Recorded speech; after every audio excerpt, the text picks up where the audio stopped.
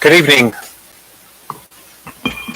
Today is Tuesday, February 14th at 2023 at 7 p.m. I now call this Fairfield Township Board of Trustees regular meeting to order. Ms. Schultz, you call the roll, please. Trustee Birding. Present. Trustee Harkemeyer. Here. Trustee McAbee. Here. Trustee McAbee, please lead us in the pledge.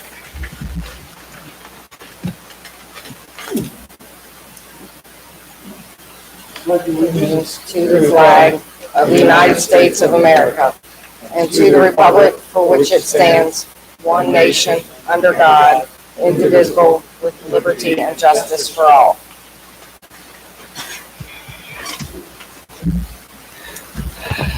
Thank you, Trustee McAbee. First item on the agenda is presentations. Do we have the resolution, please? Resolution 2322, authorizing the appointment of full-time police officer Juan Santos Claros Henriquez, who is certified by Ohio Peace Officers Training Council at an hourly rate of $27.02 with a 12-month probationary period. Move to adopt. Second. Chief?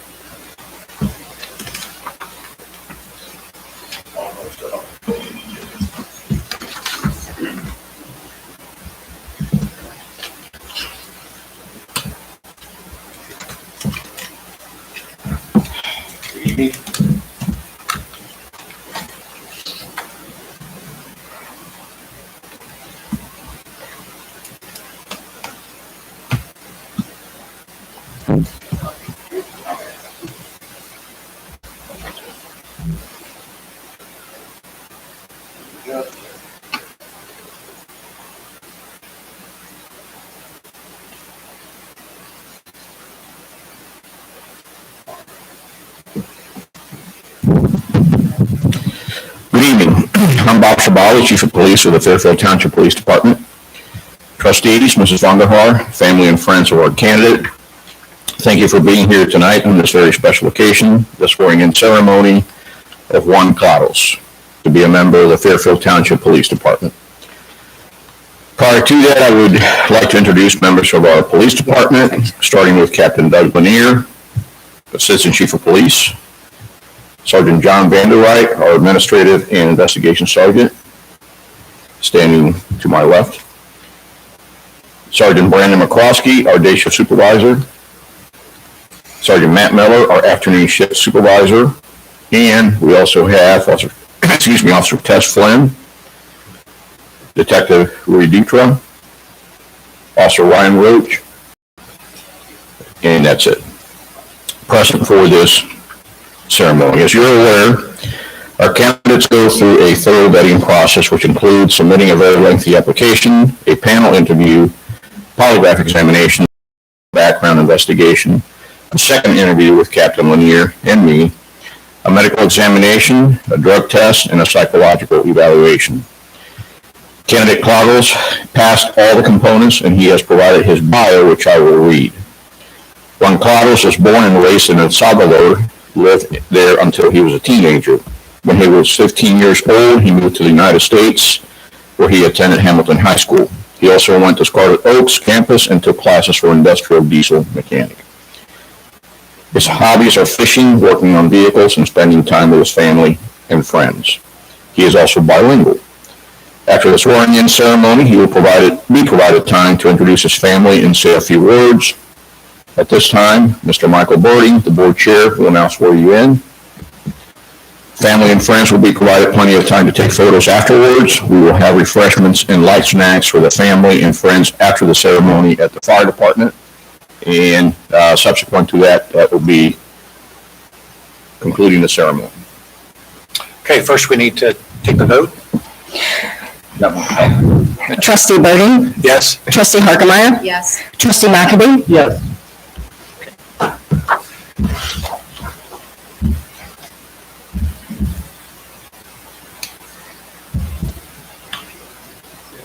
Yeah, why don't you come out to the middle there?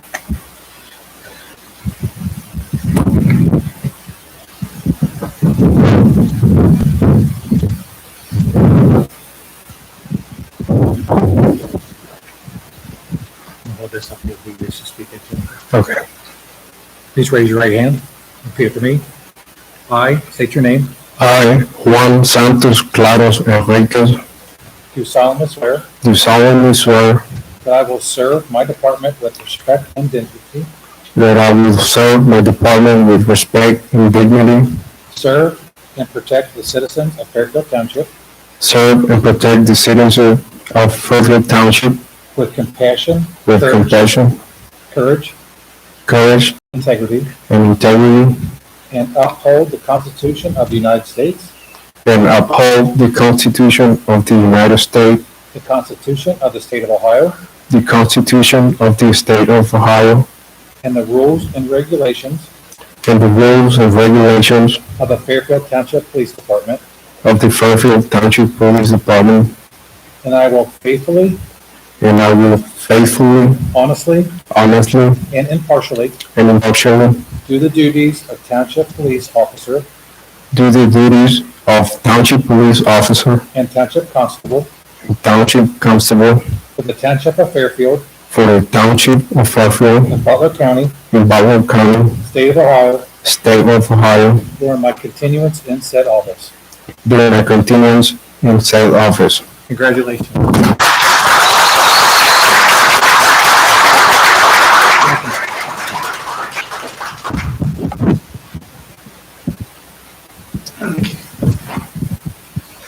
You want to introduce your family and provide some, whatever you want to say.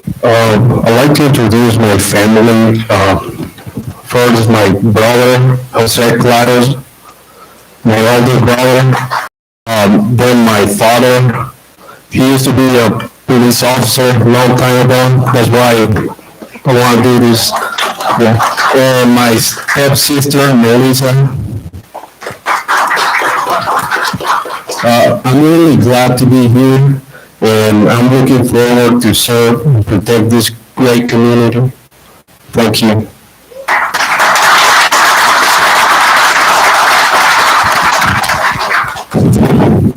Congratulations. Thank you. If family members want to take some photos by the flag.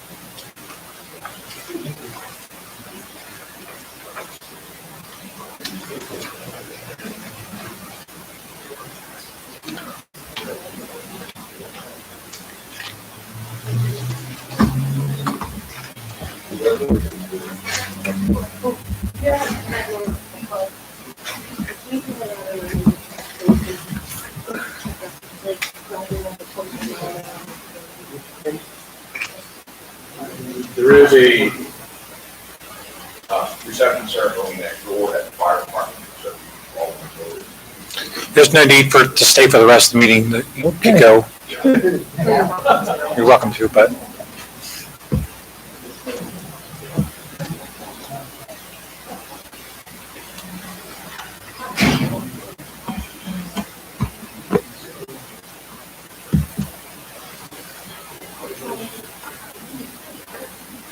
Okay, the next item on the agenda is a presentation from our group, Credit Union and Veterans Memorial Committee.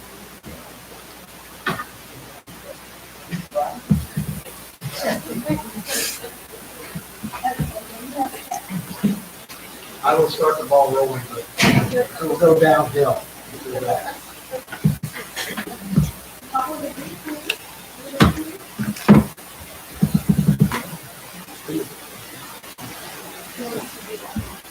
That'd be great.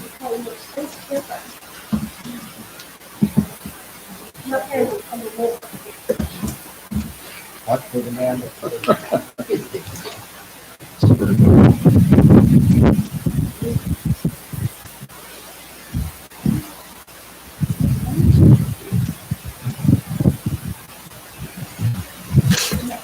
You all should face the camera. Yes. Camera's Face behind the us. camera. Right behind the chief. Okay. I will start, but I'm going to hand it off rather quickly. First of all, I'm Fred Valerius with the Veterans Memorial Committee. And if you've taken any time to notice what's been going on behind the administration building at Heroes Park, you will notice that footage are being placed in there for the centerpiece of the memorial. And tonight we're very pleased to have our first corporate sponsorship of $10,000. And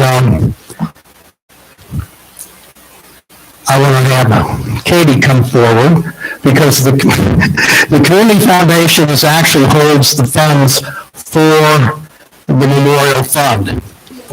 And so, yeah, she gets the check or whatever. Now we'll get closer.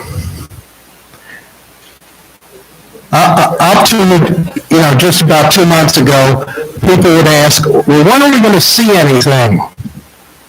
Well, most of the work was being done up in Lebanon in the laser imaging and design building, putting the imaging on the granite.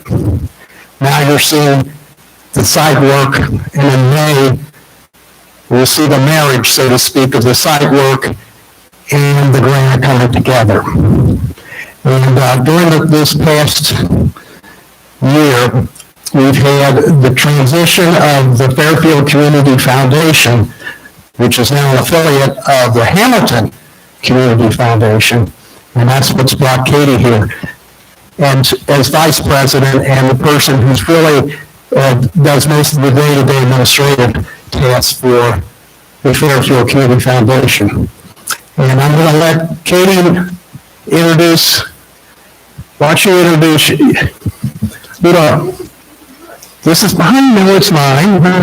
You're holding the check. Okay, well, I'll introduce our committee members that are here. Barney Landry, this is her committee members. Barney was the 2021 Veteran of the Year for Butler County. Frank Montgomery, next to him, and Fred Fitzsimmons. Fred was U.S. Army, U.S.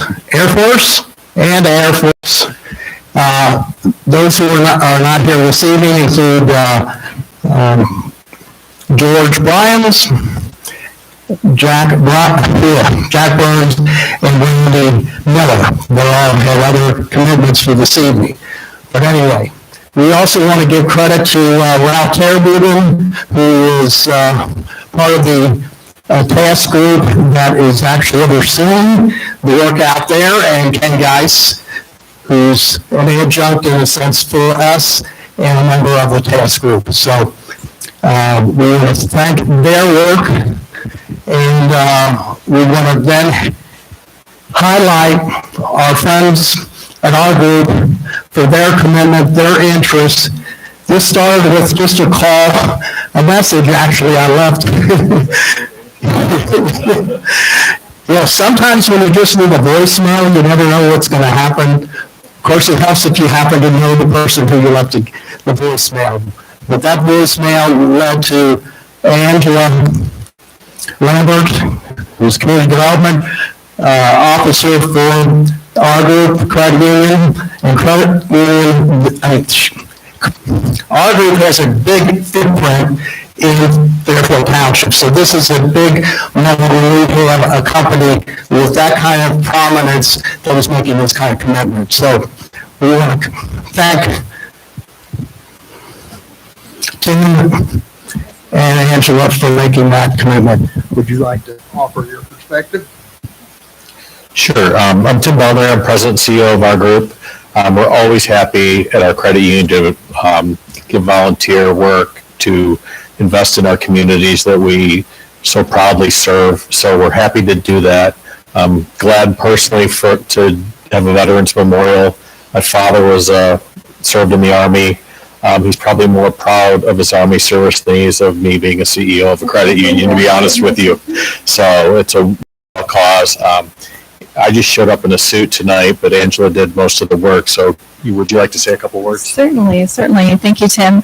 It's been a pleasure working with Fred. When I first started this project as a resident of the township, I was aware of the project, but did not comprehend the scope of the size of the memorial that was going to be brought to the community. So as you mentioned, we are definitely part of the Fairfield Township community, and we like to do whatever we can in small ways and sometimes in little bigger ways to support endeavors in the community, support our schools, our residents, and the members that we serve. So it's our pleasure to be part of this project.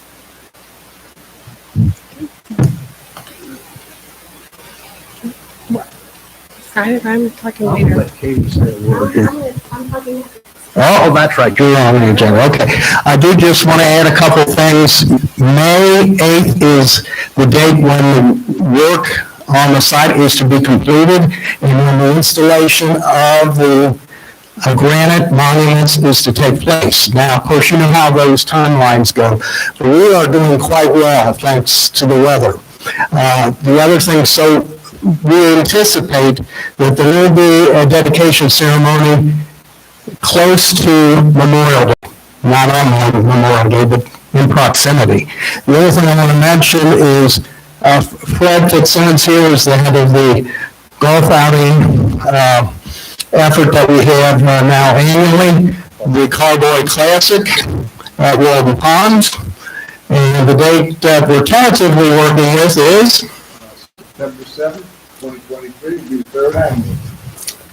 so that'll continue to be a process that we'll do. So what's going to happen in May is really the first phases of the project, but it's going to be the most visible part of getting this into the ground and arise to properly recognize and honor our veterans. So we want to thank the trustees for the support. And actually, part of the reason this project started was because of a trustee who, when we asked what they could do, what we could do as a foundation, because I was on the board at that time, they said, well, we'd really like to see a Veterans Memorial. And then after that, township trustee moved out. Sharon took his place on the board of trustees, and so she picked up that effort. We have the Birdings who have picked up their effort in this, and Joe McAbee, who's been a major contributor to the project. So we've gotten a lot of support that way, and then for hands-on stuff, we want to thank Chuck and Diane. Diane's not here now, but they're doing a lot of the work with the plaques, and of course, I'll leave her at the end, but that's because she's the administrator, and she picks up all the pieces along the way. So we want to thank Julie Bonner for her support, and that of all the community. So, thank you.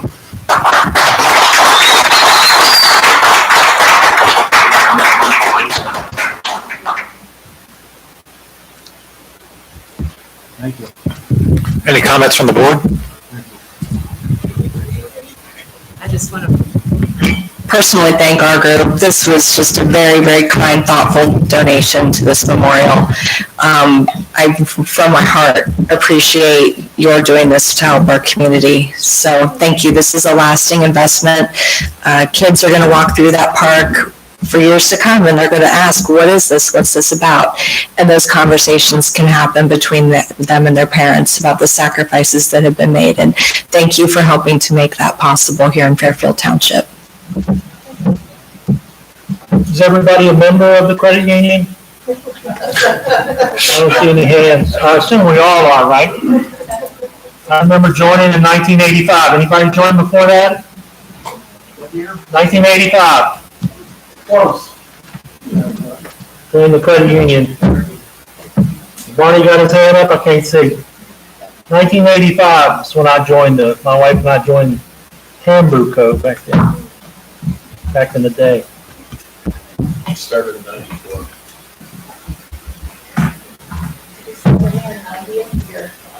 Awesome.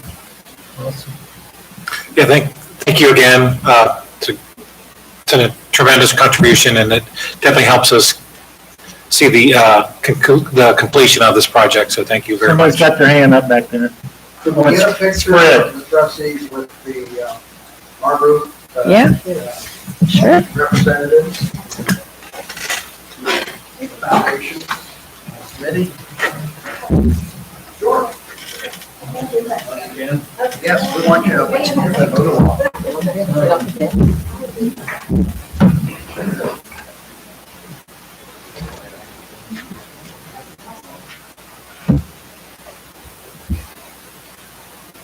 People in front.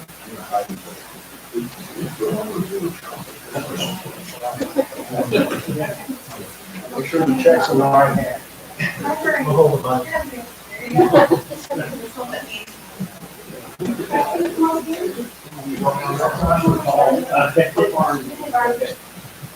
Next to Barney, I will talk.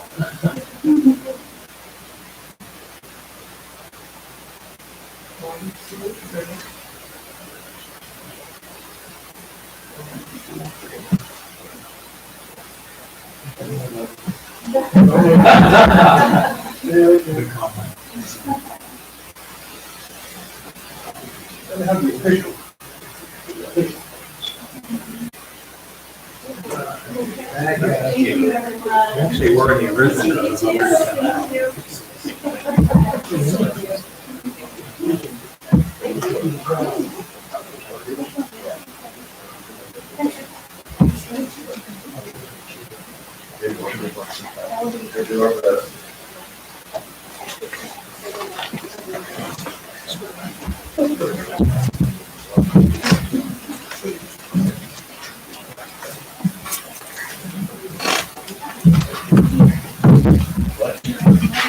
Okay, the next item on our agenda is the Fairfield Community Foundation.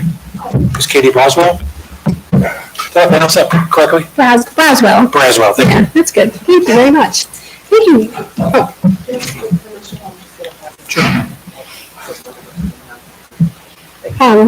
Thank you very much for giving me the opportunity to share with you a little bit about what's going on with the Fairfield Community Foundation and the Hamilton Community Foundation affiliation. That just recently happened. This past June, we were approached by the Fairfield Community Foundation folks that they needed to do something that was going to change their organization so that they could grow for the communities. And they came to us and said, please, we really want to talk to you about how we can work together. And so in July, so this was very quick, that they said the boards came together and said, yes, we want to work together, and we will be an affiliation of the Hamilton Community Foundation. So if you know much about the Hamilton Community Foundation, we've been around for 70 years. We're probably the oldest and largest one in the county, and there's several community foundations in the county, which is a very unique situation. And we're about 150 million in assets right now, and we felt that we would bring a lot of expertise, and our staff would be also here to help the Fairfield Community Foundation grow. As an affiliate, they are still going to have a presence in the city, in an office still. We need to move though, but close. And we still have a presence there as far as, it's still we call the Fairfield Community Foundation. So when we're in Fairfield, we're talking with Fairfield donors about working with the Fairfield Community Foundation. So it's kind of confusing for us sometimes. It's like, where am I today? Because we're a little bit all over, it seems like. But it's been a good experience. Trying to work with our Fairfield donors, trying to learn a little bit about the community.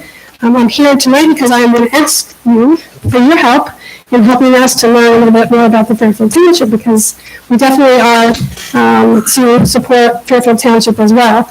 It's the two areas. And so, I'd like to meet with you all eventually. We've been trying to meet with a lot of different people to understand the community, to learn to know who is interested in becoming charitable and how we can help with that. We've been able to do that for quite a few years in Hamilton, and we've been able to do a lot of public-private partnerships because of it. And I think we have that capability to do that here for Fairfield. We have a lot of generous people here, and I think it's just a matter of telling the story and sharing with them the opportunity that they can be charitable, and we can help them with that. So I'm trying to learn the Fairfield Township. I don't know about either, so I'm hoping when we have a chance to meet and talk that I can learn a little bit more about that. This project with the Veterans Memorial is probably I think Fred might have called me the first thing as soon as the affiliation happened, and trying to make sure that I was involved in helping to bring that to fruition too. And I think it's been a good experience. I've learned a lot. Fred is my new best friend. So I appreciate all that he has done, and I'm looking forward to the dedication. I keep hearing about all of the construction out here, and so I'm excited to be a part of that too. I did bring, Amy Blaine has been taking all the pictures, so the foundation has 6 staff members right now. We are hiring more people as the foundation continues to grow, because I need more people out in the community talking. I can't do it all. But Amy is helping to promote all the work that we're doing, and I definitely, you'll probably be hearing from her. I think we already have talked with Jeff about some possible banners that we can put up out here, because we want to elevate the presence of the Fairfield Community Foundation. I'm not sure people know about it. So I think that's our goal, is to make people aware, and I would welcome all of you to be a part of that, and I'll be calling you if you don't call me first. So thank you very much for the time tonight. I know you have a long agenda. I'm sure I'll be back at some point in time, because we'll have lots to talk about as we go forward. So thank you very much again, and appreciate your time. Thank you. Thank you. Yeah.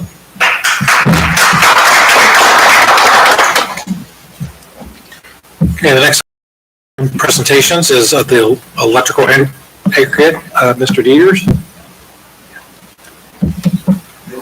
Good evening, everyone. How you doing? Good.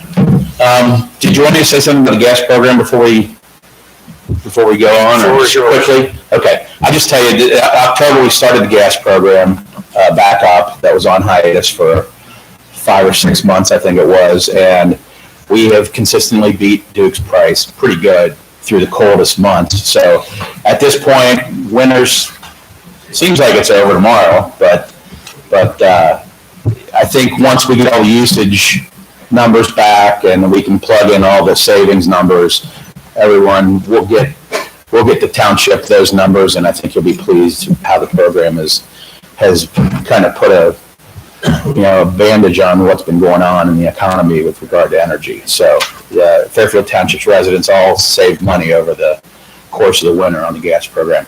The electric program, if you remember, stopped in December, and the market Duke hadn't quite caught up with the market yet. So Duke's price was about 6.5 cents a kilowatt hour. We could not beat that at the time.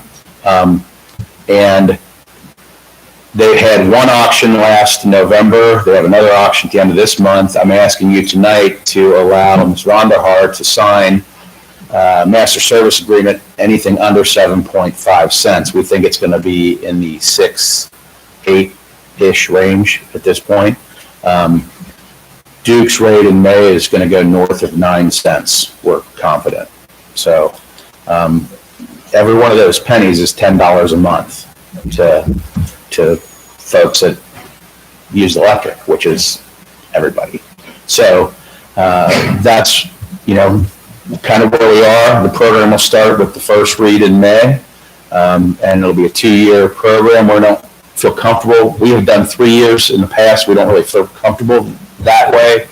This time, because there's just so much uncertainty 3 years from now, and in 8 months, if we see a lower number out 3 years or a number we feel like we need to capture, we can do that and just add it on. So it just didn't feel appropriate to put it in a 3-year deal right now, as we feel the rates are they're not a ton.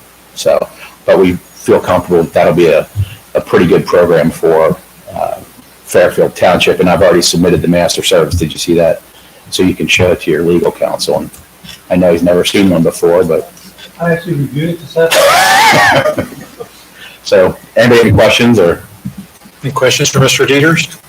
At some point, I would like to see if we could quantify the amount of savings that our township residents have realized, the ones that have participated in the gas program, maybe cumulatively since you provided the service, but then also in these recent months too, because I think it's a real value to the community, and I'd like people to understand and appreciate that. So we have, we submit quarterly reports to the township, and I don't think they're available on our website because they're not, I don't think we do that, but we have, I can get you since the inception of the program. Yeah, perhaps the two of you can work together to put some quick data points together. We could probably put that, so Fairfield Township has kind of a page on our website. Maybe we could put that on there. We can talk about that, whatever you want to do. It's all readily available. It's all easy to find. And based on what you are saying to us, we're going to say 45% in May, based on what we think the rate's going to be. Yeah, it's going to be pretty heavy. Yeah. So that sounds like the right way to go. To give you just one idea, the auction that came back for the first 20% of it, of capacity that came in November for Duke. So they got to feed that percent, so it's not going to go very low. Thank you. Okay, thanks. Okay, our next item on the agenda is public hearings. The first public hearing is the third amendment to the Hamilton Indian Springs Joint Economic Development District, JED contract. Is there a motion to open the public hearing? So moved. Second. Mr. Schultz, you call the roll, please? Trustee Birdie? Yes? Trustee Harkemaier? Yes. Trustee McAbey? Yes. Okay. Presentations, Mr. Graves? Thank you. You want to put that?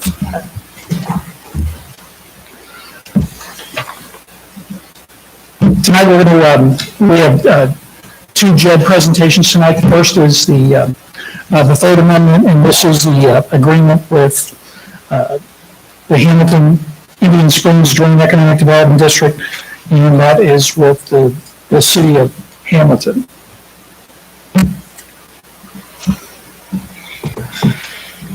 First couple slides are really just talking about limited home rule in the township and whatever, and the ability of the township, and one of those abilities is to create the JED and to allow the township to incorporate with a municipal entity and levy an earnings tax for that JED district. Under the JED is 715 of the Ohio Revised Code, and we're specifically in the purpose of the special authority in that may contract for the ability to create a JED with the unanimous approval of the Board of Trustees this evening. The next slide just demonstrates this JED was originally created in 1996. It was amended in 2004, again in 2017. The proposed action tonight is to amend it again in the existing legislation. And the city of Hamilton is expected to approve this legislation later this month. This is the site concept plan. These things have all been brought before the Board of Trustees before. As you can see, this is close to the church property, and it includes all the property with the exception of the property that is outlined there that's not in that corner of the L is the Casey's property on that. That's not part of the JET agreement. The next slides are really the petitions for that. We can just go through those, that they were properly signed by the property owner. All of the new property owners are aware of the potential for a JET in this area. They're all in agreement with that, and they all support that. The next slide is really the Cleininger's representation of the district, and you can see the lot layouts in there. There's five lots that are subdivided within that parcel. You can see the new road construction in there, and the road was part of the TIF agreement that the board passed earlier that they were going to support with the property owners through a reimbursement program to allow for the infrastructure on that site. Next slide is just the notice in the paper for the public hearing this evening for that. Specifically, when we get into this, we're talking about the improvements on the lot. So tidal wave is a car wash in there. It's about a $3.4 million improvement with $650,000 for the land. The other three proposals, the last one, the $5 million one, that's for two lots in there. A coffee shop and a restaurant, there have been some discussions on that. I don't believe that there are any firm commitments on those, but as you've heard the developer talk about that, he's working very closely with a national coffee shop to go in there as well as a restaurant in that. So you can see through the developments in there, it's going to be fairly substantial development and improvement value for the township as it relates to the values in there. The payroll estimates that are on the next slide on that, you can see that they're not huge amounts in there. That's about $2 million a year of projected payroll in that. 50 full-time equivalents on that for all of those. The last one in the others category, that's the one that's a little bit of a wild card in there. We don't really know what is going to go in there, but the developers are going to market that to a commercial. Hopefully in that, it could be a healthcare user, it could be a service retail user, but they anticipate that through the entire amount, that it would be about 50 full-time employees at an average salary of about at least $40,000 a year in that.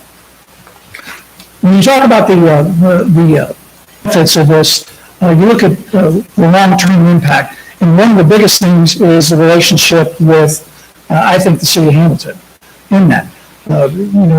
Fairfield Township has made a huge commitment on Gilmore Road with the property that they have there, and they have a relationship with the city of Hamilton on that, and the hope is to continue to expand that and to provide additional jobs, new value to the township. And I think by creating these jails and working cooperatively with the city of Hamilton, you actually get the momentum of that city, which over the weekend you can see that with Spooky Nook and all the positive things that are going on that has a spillover effect. There was some conversation that we were having before the meeting tonight, and you're talking about that is not only for this property, but when you look at that, what is currently called the Kettering Hospital site on that, that's a great opportunity for hotels, high-density residential, retail development, commercial development, and the hospital still has some interest for some medical office buildings in that. Continuing this partnership with Hamilton, facilitates that and really strengthens the partnership with the township, and I think helps in the marketing of that site. Specifically for this development, you're going to get some sustained revenue in that. You're going to get a revenue stream from the employees and corporations that go on that site. And it really, with the JED and the TIF and the incentives on that, it assists the property owner with the sale of the parcels on that, because you can promote that, the owner is working cooperatively and the developer is working cooperatively with the township and the county on that. And all those things add momentum and steam for the projects going forward. There are new uses that are going there. Again, we're talking about the township. Since I started in 2014, we need a steakhouse. We need more restaurants. We need more entertainment, more reasons for people to stay in Fairfield Township for that. This is an opportunity for that. It's an opportunity to move that forward. The city of Hamilton has a 2% earnings tax, and this JED specifically provides for 75% of the revenue to come to Fairfield Township. So with that, that really concludes my comments on this as it relates to this project. Again, the trustees have heard this before, and there's really nothing new other than the continued commitment from the developer to move this forward. I can answer any questions. Any comments from the board? We Thank you talked for your about work. this at length. Okay, law director right now will give the oath to anybody that wants to speak. Is there any public going to speak on this? I would like to ask some questions if I'm allowed. Am I allowed? I don't know. Yeah, once you get sworn in, you can ask. Can you raise your right hand, please? Do you swear that the testimony you're about to give is the truth, whole truth, and nothing but the truth? Anybody else? Yes. Name, I'm sorry, name and address. My name is Maria Angie. I'm at 1891 Harvard Street. Is this on? Okay. I have a couple of questions. Every time I hear this conversation, it's about there's like Cutaway, which is a big company. There's branded companies coming to this location, and all of these things are big corporations. But are there any assistance for local companies to build into this property? That's one of the questions that I'm wondering. Like, is there any assistance to get small businesses to develop in there? And maybe not big corporations. I'm sorry, so what? I apologize. Maybe not just all like big companies coming in, but our local people. So assistance, what are you Well, I referring mean, to? it doesn't seem like there's going to be any place for a local company to go in and have a business there. It's all these big names that are going to be siphoning in to build this instead of assisting people to build into that property. I guess that would be more a question for the developer. Yeah, that's what I don't know. But to my understanding, there's only really one agreement going currently, and that's for the tidal wave. Okay. And so those other parcels are still open for anybody to come that wants to build there. And I'm sure the I'm not developer, yeah. interested, but I'm just curious for other people because all of these businesses around up that area are not small businesses. They're someplace that's got a company in, a mile away and 10 miles away and 20 miles and 300 miles away. So that was my only concern is that there's no place for a local shop to set up shop. There are a couple of small businesses in the I don't know, half-mile radius of the area. Right. And I'm sure the board would like to have that conversation with any local small business that would like to go in there.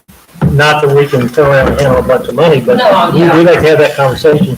We just cut the ribbon on the coffee shop over there in front of Menards, and that is big. And they're owned by township residents. That one is owned by township residents, and they want to expand into the city.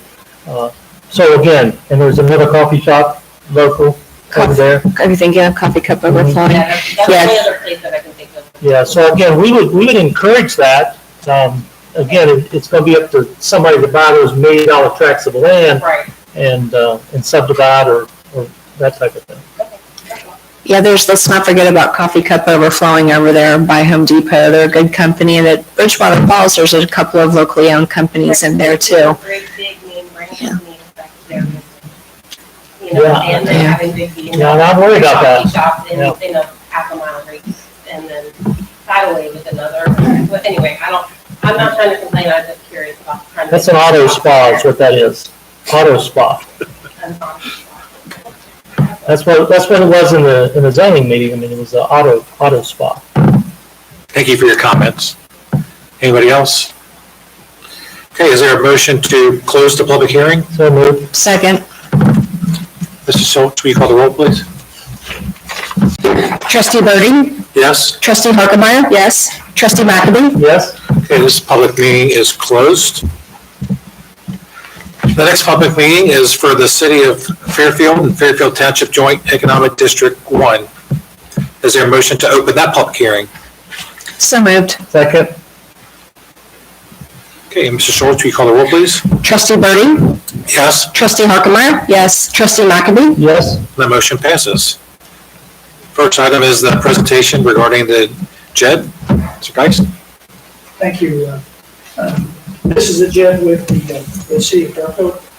And this is an amendment to the existing contract that they have. We can kind of go through the.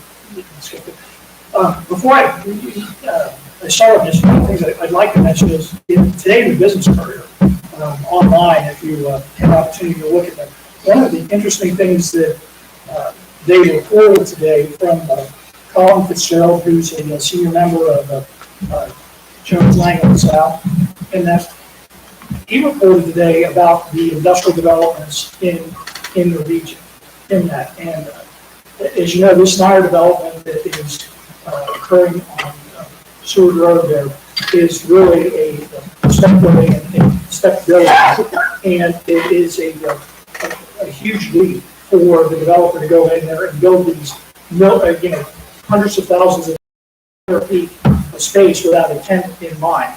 However, when you look at the market in that, these are really smart people and these developers that know what they're doing. And is Mr. Fitzgerald reported today that when you look at the Cincinnati area, 60% of the United States population lives within a day's drive of the city of Cincinnati and the Cincinnati region in that. So that really lends itself to this type of operation. And so this is what the market is looking for in today's environment. And when you look at that, you look at the demand in the greater Cincinnati area, and there is a pent-up market for that, and the rents continue to rise in that. The average rents that they're reporting in the region now are about $5.70 a foot net rent for that, which is substantial. I can tell you that, I was in that market and I did that for a living for a while, and 10 years ago, the market was somewhere between $2 and $4 in that. So you can see that market is rising, and as the capacities continue to fluctuate with the demand in that, the cost per square foot will either rise or fall, and probably rise in that.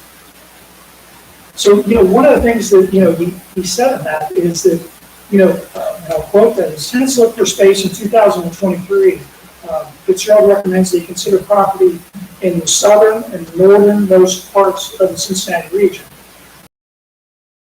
Tax incentives and lower costs in that."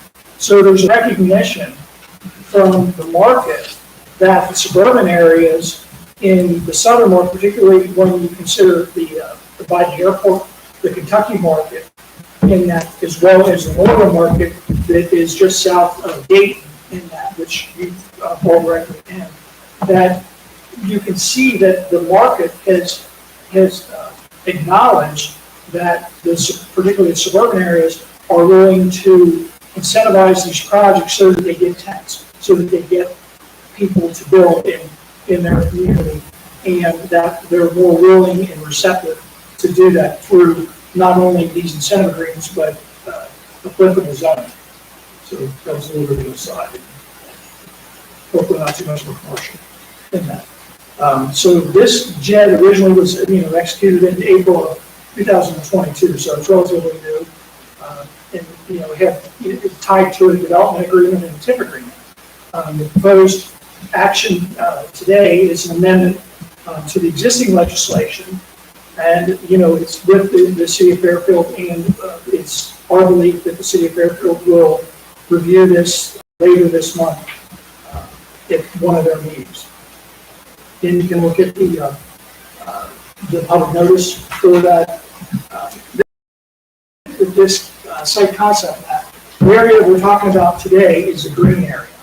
On it. The other area is already in the JED area, and so the new proposed area is about 85 acres in total for the new development in that. The impact, when you look at the agreements that were originally passed in this and that are continuing on that, there was a requirement that the developer build at least two buildings in that. One 500,000 square foot building and one 300,000 square foot building, a little bit greater than that. In that, and why that's important to this is because, Fairfield Township and the developer really entered into a unique proposal as it relates to this project, because you're guaranteed, this is the first one I've ever done, where you had a developer that came in and they were so confident that their project was going to be successful in that they were not going to rely strictly upon the jobs that were proposed to be created in this. You have a floor in this.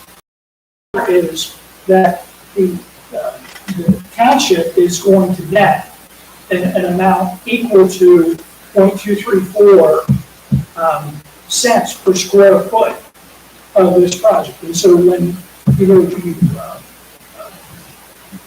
factor that all into it, that's more than $140,000 a year on the township share for this project. So again, this is where you have a developer that is very committed to Fairfield Township, understands the value that you bring as a community to that, and we're willing to stand behind that and guarantee that.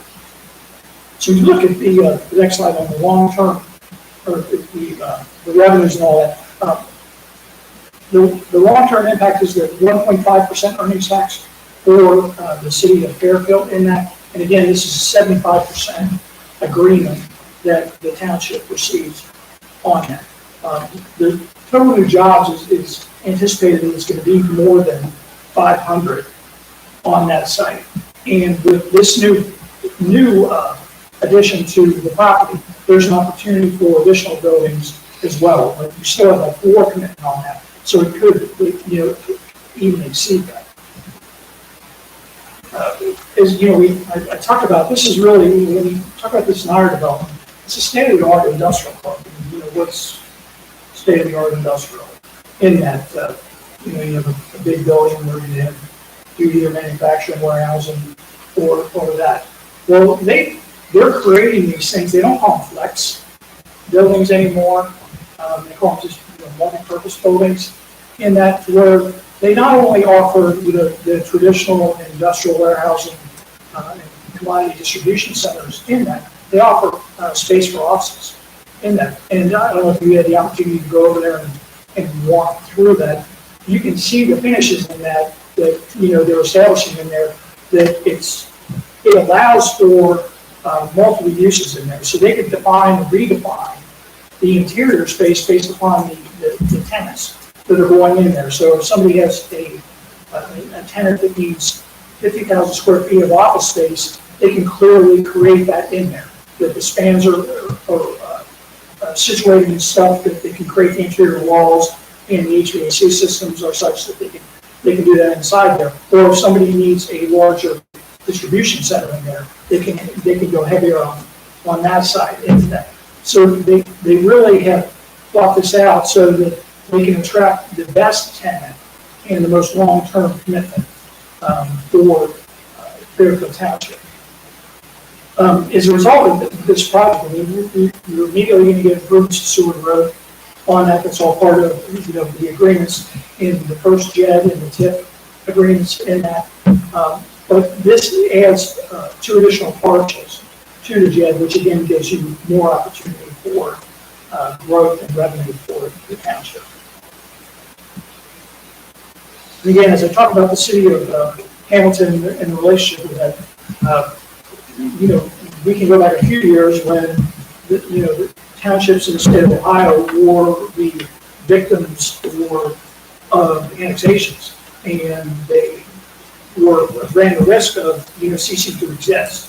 As we know, when you look at some of the older communities like you look at Columbia Township, even Sycamore Township, where you have Montgomery, Marymount, Fairfax, even Norwood coming into those communities and annexing particular areas that were heavy in either workers into that particular area that were generating income from that and splintering them off.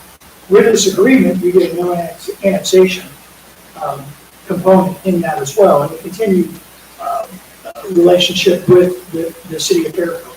And as I said with Hamilton, it's all very positive. When you look at the other side of Seward Road, that's going to develop as well. And having that relationship and the opportunity for activity to breed activity in that area, I think is very positive for Fairfield Township and the continued relationship with the city of Fairfield and really Butler County as a whole. So with that, I can take any comments or questions. Any comments or questions? No, thank you very much. All right, is there anyone that was interested in speaking on this? So I don't think we need to administer the oath of office or the oath. Okay, is there a motion to close the public hearing? So moved. Second. Okay, Mr. Schultz, will you call the roll, please? Trustee Burden? Yes, Trustee Harkemaier? Yes. Trustee McAbey? Yes. that motion passes. The public hearing is closed. Okay, we'll move on to old business, strategic planning. Trustee Harkemaier? Okay, so this is something that we brought up a couple of times now. We had a session with employees to kind of talk about some thoughts on the township moving forward and different things that we might want to pursue. My intention for tonight is just to talk a little bit about this. I don't want to necessarily hash through it all tonight because of the length that we already have on the existing agenda. But I am interested in hearing if there's anything that either of you would like to include or that we'd like to talk about in future sessions about things that we would like to do for the township moving forward, or if there's something on this data sheet that we collected that really stands out to you. But maybe if you each have 3 or 4 things that you're interested in that we could add to this. And I don't necessarily want to go into depth tonight, but we can start to have some of those conversations. Well, it seems to me that some of the input that was given was that maybe we should look at the compensation of the employees. They all seem to think that we need to look at the comparison for other areas. And so I don't know if we need to ask staff to come up with recommendations for doing a study. So that let me just list. Definitely, I agree with you, Okay. and I think that's something that we need to think about. What are some other thoughts that we want to high level? And we can always come back to this, but are there any other high level topics besides compensation strategy that either of you are interested in? I would definitely like to see a 4 to 5 year plan for each of the departments where they see the needs, where they see where they're going as far as a department, and then how the different departments could help each other achieve those goals. Yeah, one thing that I think our staff is really good at is they don't exist in silos. Right. They help each other out. They work together. I think they like each other. Oh, maybe not. But they do work, our team really works well together, and I don't see silos here. Okay. What else? I have one, and that's continuing our marketing and branding efforts for Fairfield Township. Sure. For example, we've done the great things with the entryway. I'd like to see something maybe on that bridge, even if it's just painted on there that says Fairfield Township, the one over 129, but something just to continue those marketing and branding efforts for Fairfield Township. And I think economic development, we've got some pretty good things happening with that, but I'd like to continue that trend as well. Any thoughts? Well, I'd like to see us, at some point, get a citizens group involved to see what they think, where they want the township to go, 5 to 10 years out. You could do that same process with them that you did with staff. I'd be interested in their comments about where we're at and where we should go. I mean, development-wise, we all know there's not a lot of land left to develop, but I'd still like to hear about the services, what they think of our services, and what they would like to see out of our services, that type of thing. So.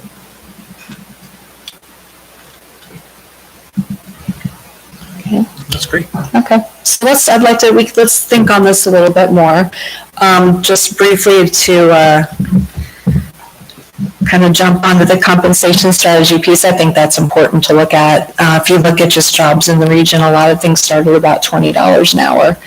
And, the workforce is shrinking. And I think it's just looking at the entire compensation strategy, the entire compensation package, what that includes, benefits, salary, all those things, because it matters to be able to attract and retain the key talent that we need to provide the services to our community. So I think that's something that we should think about.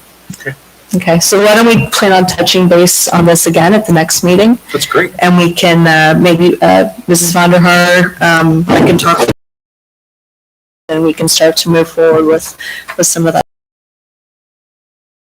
Thank you for that work. The next item is, we tabled resolution 23-15.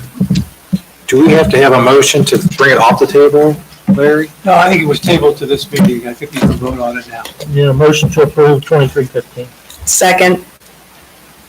And 2315 is the reappointing of Joseph Stetzer as a member of the Fairfield Township Zoning Appeals Board, effective today. I remember the resolution, Yes. right? And so, Mrs. von der Haar, will you please read the resolution before the vote? It's resolution 2315 to reappoint Joseph Statzer as a member of the Fairfield Township Zoning Appeals Board, effective February 14th, 2023, for a 5-year period ending January 31st of 2028. And we have a first and a second. Is there any other questions or comments? I mean, the actual date on this resolution is different from the one we tabled. Right, and the reason I suggested February 14th is because he's not going to start until it's voted on. His term was February 1st, I think, through Right, January, whatever. but the reason we tabled it was the concern about whether or not the positions were incompatible. Wasn't exactly sure the date they stopped being incompatible, but I know they're incompatible. They're not incompatible now. So February 14th was a safe date to start. Okay. Roll, please. Trustee Burden? Yes? Trustee, yes. Trustee McAdoo? Yes? All right, that motion passes. The next item on the agenda is items for board discussion. The first item is the ODOT US Bike Route Signage Project. Mrs. von der Haar? Thank you. This information has been sent to the board, but just to recap, ODOT is initiating a statewide signage initiative, and this is actually even goes beyond the state of Ohio, but the linking U.S. bicycle routes. And ODOT, this is voluntary, but ODOT is asking that all surrounding areas participate in a signage program, and you can see a picture of the sign up on the screen. Is at ODOT's cost, and for Fairfield Township, we would have 14 locations and 28 signs. And in order to participate, we have to submit a signed agreement by April 1st to it's the ODOT US Bicycle Route Signage Project Participation Form. So basically, US Bicycle Route System, ODOT will install the signs, provide the signs, but then after that, it's on us to maintain. And I think also to move the signs if the route changes, that's also on us, correct? Correct. And is there any questions from the board on this? Well, I'm just confused as normal.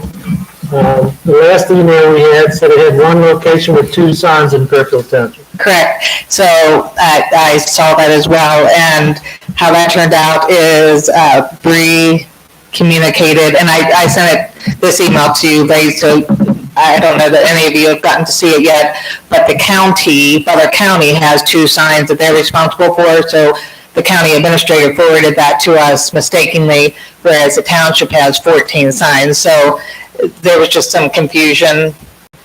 So the county has 2 signs in their jurisdiction, we have 14 in ours. So when I met with Mrs. Von der Haar on Thursday last week, we saw the discrepancy, and she contacted right away ODOT, I believe, or maybe it was the county. Yeah, both. And it was just questioning that because the email that we originally got showed the 14 locations on the map and also in the spreadsheet. And then, but then the email she got after the original email showed that it was just 2 locations. And I questioned that. And then she followed up with either the county or the state.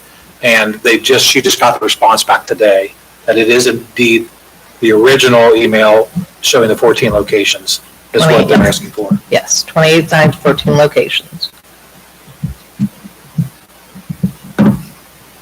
And there is a resolution on the agenda later to approve this. To allow me to sign. Yes. Yes, correct. And again, just to clear the fog, give me an example of where those signs are going to be in the township. Oh my gosh, there's a whole map. I mean, are they on Route 4? No, anything on Route 4 would be ODOT, the state. I think there was some on That's a state there. route, but it would be like on Riger Road. It'd be along the bike path near where the park takes over. And then after that, if I remember. Here we go. No, that's not going to show. That's a more general. Yeah, there's a list. I can pull it up real quick if you'd like. I mean, if there was 25, 30, and 230, they're not in the township. If those are some kind of routes. It was along like where the bike path intersects, Head gates? Okay. And also, so there'll be signage there. Rensselaer, there'll be signage there. Rygart, so like, when it comes off of Route 4 and it turns right behind the Bob Evans, there'll be signs there, and then when it turns left on Rygart, there'll be signs there. And when it gets down to the park, there'll be signs there to turn left into the park. So those are just various locations that I can remember off the top of my head. And then when it crosses over Canal Road, goes over the bridge and then along the bottom farm. So right there, Canal Road, there'll be signs that, hey, cross the road here, and then follow it that way. Yeah, a lot of Rygart, a lot of Great Miami Rec Trail to Georgetown Road to Indian Meadow Drive. And they actually have the coordinates, the latitude, longitude, Google map. So that is all in the emails that to the board. You cleared it up for me. Okay, good. They don't us. And what do we think this is going to cost us every year if we have to replace them for whatever reason? Because they're going to put them in, and then we're going to pay the maintenance on it. Not if you don't want to. Well, are they signs that are gonna require maintenance, or are they just like your general kind of sign that? It's similar to like the other signs that, and we don't replace them often, a lot of them. Do we replace a lot of those frequently, Mr. Bennett? No, we don't. I mean, we'll maintain them like we do just any other street sign. If they get graffiti on them, we have graffiti removal that we can remove it. Or if the sign is, too far damaged, then we'll replace the sign. That would be something that, I don't know, we could probably get through our vendor clean signs to make us the signs, and they're not that expensive. So, And if it's overkill, then maybe we don't replace them, but that would be at the discretion of the board if the cost was too astronomical. So, something that could be, Jack and I communicate on all those things. yeah. I just think the agreement was we could not go back to ODOT and say, hey, this sign is broken, we need another one. They're like, oh, that's your responsibility now. Right. That was my understanding. What kind of period of time are we committed to this? So they're saying project installation begin this December and wrap up summer of 2024. But I mean, Oh, yeah, some forever. future Right, can right, that could, dot. yes, correct, dot. Do you wanna maybe get some more information about how long these signs typically last? I mean, I wonder if the kind of signs that, what's their composition? Is it like a street sign? Yeah, it's the same as all the street signs that you see Okay. out there, they last. Okay. They're pretty Metal street destructible signs unless are they're, reflective. yeah, yes, they have to be reflective, it's required. Okay, and, Nobody does any damage to them, you're gonna get 10 years out of a sign, okay, and I don't think you'll have that much problem on the bike route, hopefully. We don't foresee, a lot of vandalism or damage or anything that's done to the part that we maintain off okay, of Canal Road, so. And I think with the cyclists, they're a pretty tight group that they kind of watch out for that stuff and yeah. so on and so forth. That's just my opinion.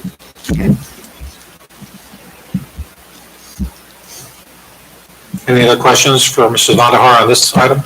Sounds like they want an answer right away.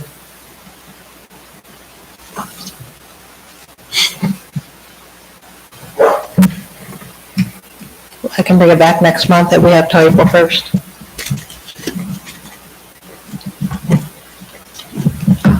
I read over the emails, I'm okay with voting on it this month.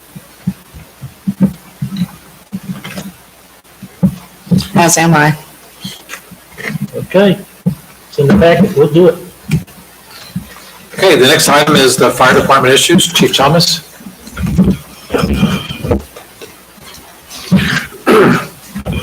So thank you for the opportunity to discuss a few items today. As you can imagine, the staffing levels at the fire department continue to be an ongoing issue as we struggle with the combination of full-time and part-time. And as you've heard, money is a big issue. We are competing with other departments for staff. And as part of that, we did some research and have looked at our pay.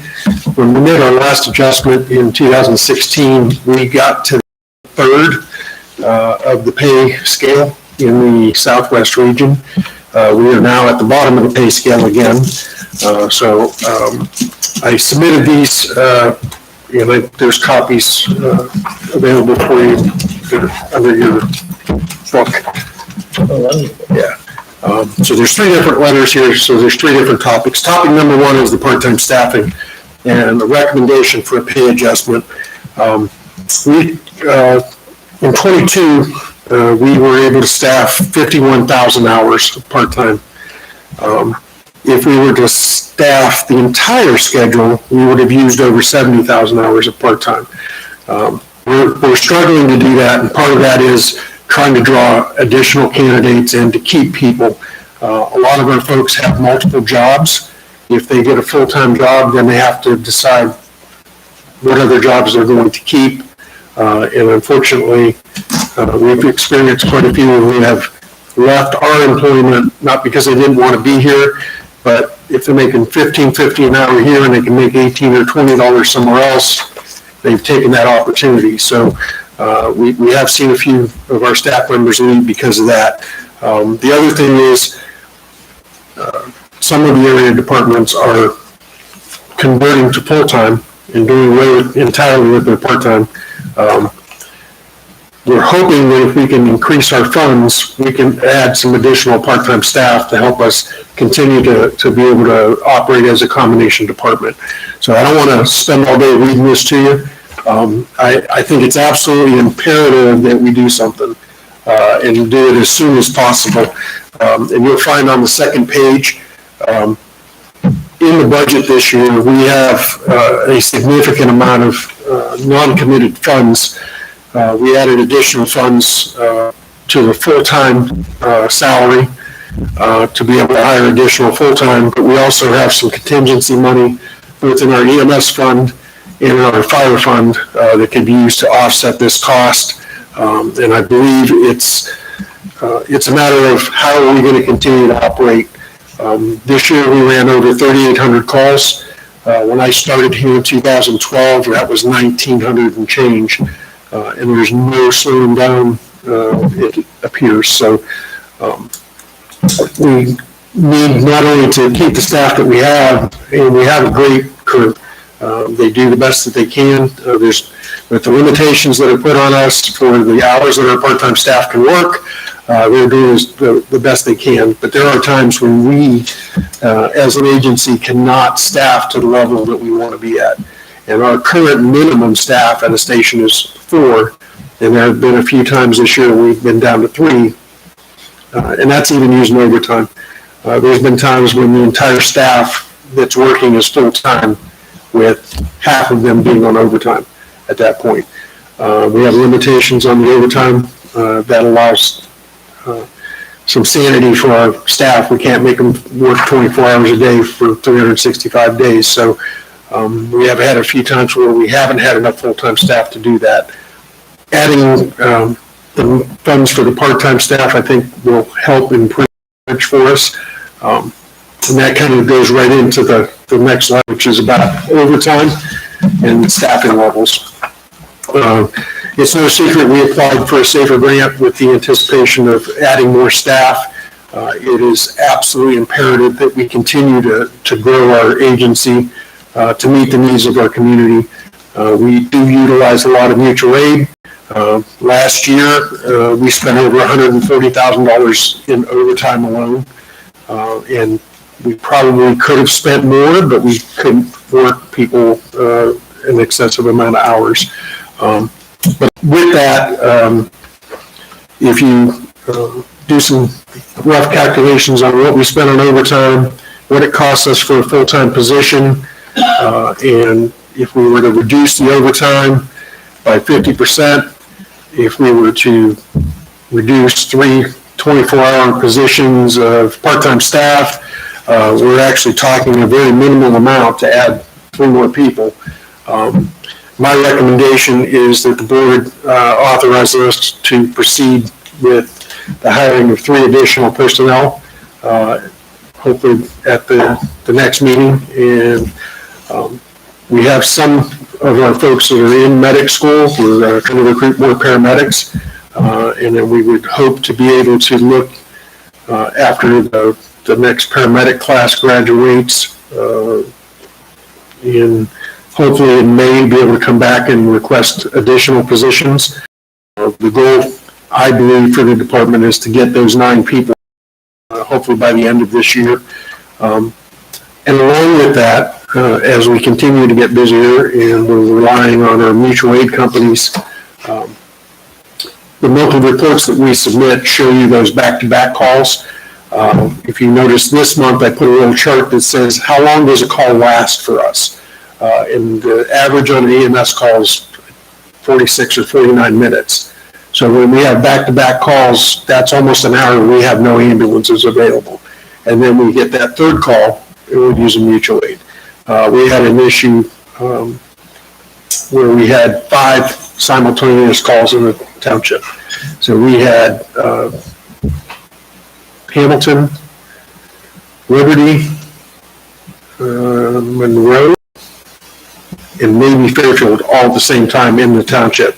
And that's continuing we're seeing more and more of that. And based on our staffing and our current budget, I believe we can absorb the cost for that. Obviously, that's an ongoing cost, and we all know that eventually we'll need to get support out of the TIF or the JED or the general fund to keep that staffing level if we don't address specifically the fire department's budget. But my third request is to, as we add these full-time positions, to actually keep 2 part-time positions and increase our authorized staffing. I know this sounds stupid because I can't staff enough people most of the time, but to keep these 2 positions authorized and bring our total staffing up to 14, with the eventual goal is to put a 3rd medic unit on board. We purchased at the beginning of last year a brand new medic and a reserve medic. We have the medic units to be able to put a 3rd medic on. Even if we could only run it half of the time in the evenings, it would still benefit us. There would be revenue that we could create through the billing process for calls that we run with that medic. But I believe that it's kind of a 3-phased approach to the staffing and the ability for the fire department to respond to calls and take care of the community that we have sworn to protect and serve. So at this point, these were sent out, so hopefully you got a chance to read them, but they're there, an extra copy for you to look at again if you have questions. But I'd be happy to answer any questions that you have. Questions from the board? Well, as I said a few minutes ago, I think we definitely need to look at salaries, because you look at entry-level jobs across the community and a lot of them are starting at $20. So I don't think that the increases that you're mentioning here are outrageous. I think they're good. My only question is the sustainability and making sure that we can make this sustain it, not just for this, but, and I think we can. Maybe you can talk a little bit more about that, just the sustainability of the increased wages. So last year, the fire department carried over roughly $1 million. Our EMS revenue went up about $100,000. We're now bringing in almost $720,000. Our budget that we use is considerably less than that. So I think just simply using the additional funds that we've been able to bring in because of the increase in EMS calls, that alone can fund the part-time staff increase. And then we have an additional $300,000 in the safety levy that was added specifically for full-time staff. The contingency line items in both the fire and the EMS budget are well over $400,000 a piece. So with our current cost being about $110,000 for a full-time position, minus what we save on the part-time salary, makes both of these. Again, I think for 3 years we're probably fine. We've talked about the funds coming available from the JEDs and the TIFs as we pay off the loans that exist.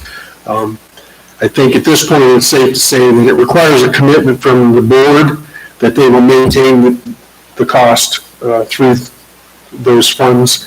And there's a possibility that how fast they become available, that the general fund might have to add some minor support for a year, or we would go into the safety levy for additional funds. There is a revenue balance there as well. So I think absolutely supportable at this point. The JED and TIF funds, 26, I believe, 25, 26, they start paying out. The loans are closing out, and those funds will be available to take over and keep those funds in a black state. So. Okay. So yes, I absolutely believe, based on what I've looked at and projected, we'll be able to fund those, including the additional full-time positions. So we didn't get the safer grant this time around? No, we sent out a notice last meeting. It was we did not get the AFG grant. We did not get the SAFER grant. So. And what's the next cycle to apply for that? It opens February, this February, and it closes the 17th of March. We're talking pretty soon. It may be open already. Apply again. Sure. So, my recommendation for that is that we proceed with our full-time hiring, but as part of our transition, that we adopt the policy to apply for 3 positions a year through the SAFER grant. And I think we're going to have to hire grant writers, see if we can figure out how other cities are getting it when they have millions of dollars more than we do. So, but the transition from part-time and full-time to more stable full-time positions is a necessity to keep up with the call volume. I don't know that we got to be 100% full-time, but we definitely have to move that way and have a plan to continue to move that way as the part-time issues continue. If the part-time market turns around and we see an influx of part-time, we can put the brakes on that growth of the full-time staff. But it's pretty much going the way that the volunteer system went, and that hasn't recovered no matter what we've done with the volunteers. So, Point of no return for that. I'm afraid so, yes. So, and the technology and the requirements and what we expect from our people requires a lot more than what the volunteer days used to require. And I think with Fairfield Township being a larger township too, the smaller townships, a lot of them still get away with volley, but the larger ones, not so much. And just that was one of the things that came up in a couple of places at the Ohio Township Association conference. I think it's safe to say if you run less than 500 calls a year, you can probably get away with a volunteer response. But not But you us. have to have a backup plan, another department or 2 others or 3 others. And we see that across the board, across the state of Ohio. It's not a Southwest Ohio problem, it's a national problem. So This is everywhere. It's not just us. So, Chief, explain ideally what the timing would be and then what process you need from the trustees. So, I think we would be prepared to be able to field 3 candidates, actually 4. We're down 1 full-timer right now. I have a couple people taking their National Registry classes in the next couple weeks. I have another full-time medic applying. If that individual is successful, we would look to fill at the next meeting the vacant full-time spot, and I would ask to add the first of the additional full-time and hire 3 additional personnel. So hopefully coming to you with 4 people for the next meeting if you approve that increase in staffing. Okay, and then do we need some sort of motion at this meeting to approve? Well, I think a motion to authorize us to proceed with the hiring process would be appropriate to do that, right, Larry? To authorize us to proceed with the hiring process, and then when you hire them at the next meeting, you would authorize the strength at that point that way. Yes, that would make sense. So I'd make a motion to authorize 3 additional firefighting positions. Second, Okay, do we need to amend the agenda or? I think we just make a motion, so. I would recommend additional to that at the next meeting, then we address if we need 3 more in May. Okay, I think this motion is good for you to start the process for your request for March. Okay? Right. And then, are we going to go ahead and go for the SAFER grant again this year? It kind of snuck up on me. I don't know if we'll have time to get somebody hired to do that, but I will definitely look at it, and if not, we'll be prepared better for next year for sure. I would love to see it happen for this year. Just if we even resubmit what we did last year, anything just to keep our name out there so that they know. I will do my best to get a grant request submitted. Okay. For 3. Yes, I think if we're committed to the plan of hiring the full-time people, we'll go for the 3. And again, it's a year-long process to get an announcement. So it wouldn't be until sometime in 24 potentially that we would get an announcement that we, one way or the other. So I don't think it's safe for us to just put everything else on hold. I think that's a good way for us to continue that growth process and absorb some of that cost. Thank you. Ms. Schultz, will you call the roll, please? Trustee Burden? Yes. Trustee Harkemaier? Yes. Trustee McAdoo? Yes. Okay, that motion passes. And as far as the overtime pay and staffing, does that require some sort of, I'm sorry, the increase? Part-time increase, I think you can do that by a motion as well, if you so chose to. And then where would you ideally, do you want that effective? I would work with the fiscal office, and we would probably, the first full pay of March would give them enough time to go all the rates and things. If We you usually do it around April 1st anyway. We usually do it the closest payday to April 1st, something like that. Well, first full pay period, April, we do it. So it's usually the second pay date, because we do the first full pay period. we try not to switch it in the middle of a pay period because it causes them a lot more work. So we try to be nice to the fiscal office. Really? So we'd be good. I mean, if the fiscal office wants to wait and do one deal in April, I'm okay with that. It'd probably be best to do the part-time in March, just because it's such a job to switch everyone. So if we could do one, especially since part-time fire, we don't have to change anything with vacation or anything. It's just rates. Well, we're just improving part-time. Right. Well, but automatic April 1st for police contract. So, Well, right now, we're just dealing with the fire department. yeah. Right. Yeah, but we will definitely have raises first pay period of April, no matter what, even if others aren't approved. Okay. And then our full-time approved in September, I think, for fire contracts. So it's easiest to have it spread out a little bit, just because it's a lot. So that would be my suggestion. And normally what we do is we deal with all the township staff around April 1st. Usually part-time get it in June, so we don't usually deal with those. With April the contracts, they're all spread out again. Yeah, they're all spread out Some in now. April, some in- Because part-time fire's June, police is April 1st, full-time fire September 1st. Admin usually goes with, We don't have a contract with part-time fire. but that's when they get the raises in June. And Resolution. so we've always the admin's always just followed the police contract, just because that was the only contract we had. But, I mean, you guys could do admin whenever you So like. this would be but- their raise for this year then, the $3 or whatever we end up on, or There would be some folks that would get their scheduled raise in June as well. It's under resolution 122 whatever. from 2016, I think.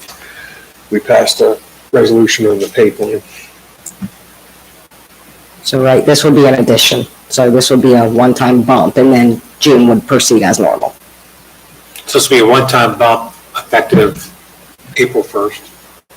Whatever date you'd like.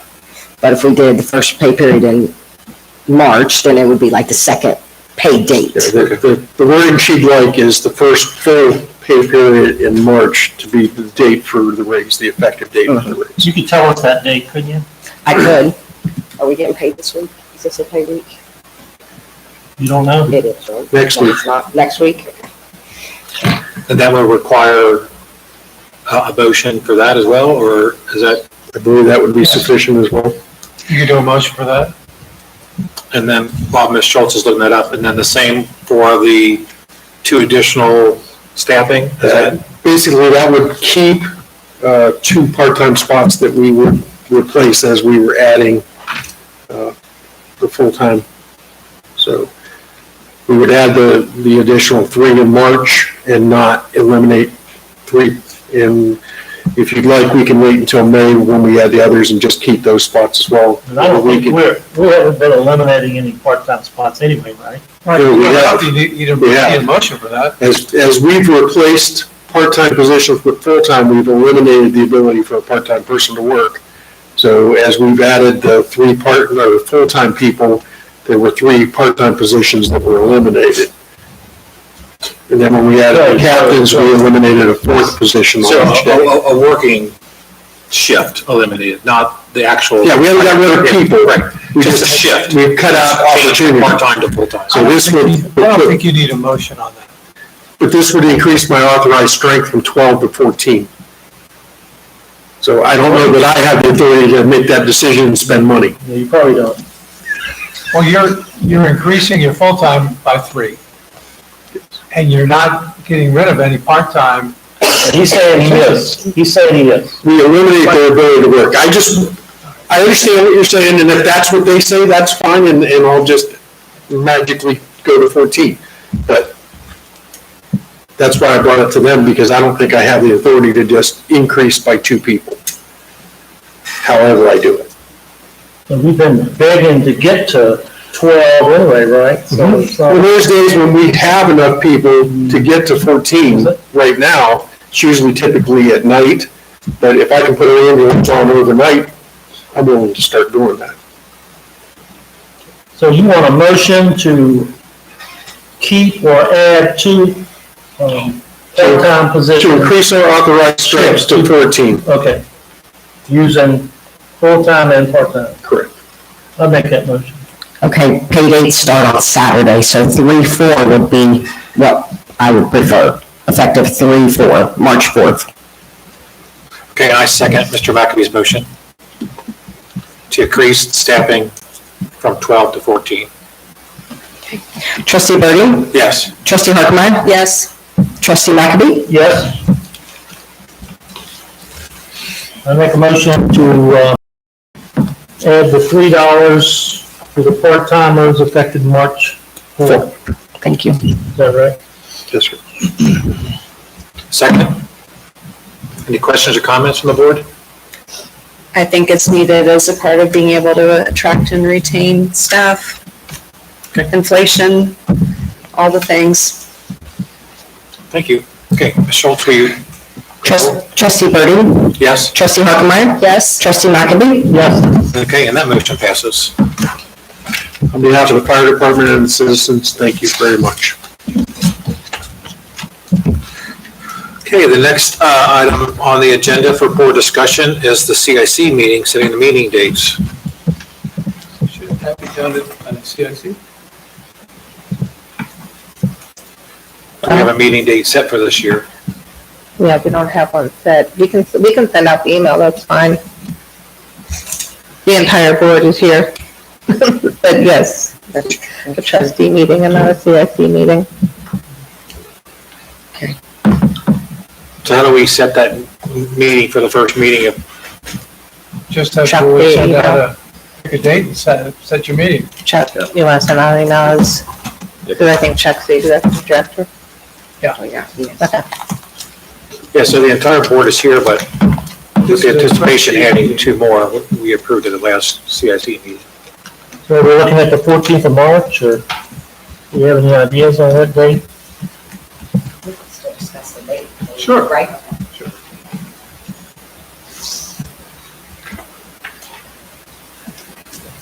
Okay, that's our next The meeting. meeting, yeah. You want to do that? Okay, Well, we're anticipating that. we'll anticipate We'll that. look for the email. Okay. Okay, the next item is setting the date for the public hearing for the zoning text amendment. Mr. Goins, you want to address that? Sure thing. So today I'm presenting you with the resolution that was passed by the Fairfield Township Zoning Commission and their recommendation to approve the text amendments to the resolution. And with the receipt of that, we have 30 days to have a public hearing to hear that. So the 14th of March is within 30 days. Yeah, I would think that was the best thing to do, not have a special meeting, just to have it at our trustee meeting. Is that okay with everybody? Works for me. I make a motion to accept the resolution and set the public hearing on March 14th at 7 o'clock. Second? Trustee Burden? Yes? Trustee Harkemaier? Yes. Trustee McAbey? Yes. Okay, under other items for discussion, I just I just want to reiterate what I mentioned earlier. I think it is imperative that we do look at the compensation package for all of our employees. And so I think that's something we're going to discuss at our next meeting. Then maybe we can get staff working on that. I think it's a good idea. Okay. Communication. This is a portion of the meeting where you, the residents of Fairfield Township, are invited to share your thoughts with the board. Please note this time has been set aside from the board to listen to you. Your comments are valued and will be taken into careful consideration. The board will not engage in dialogue at this time. Presentations are limited to 3 minutes. And we only have one person signed up. Did anybody else want to sign up to speak?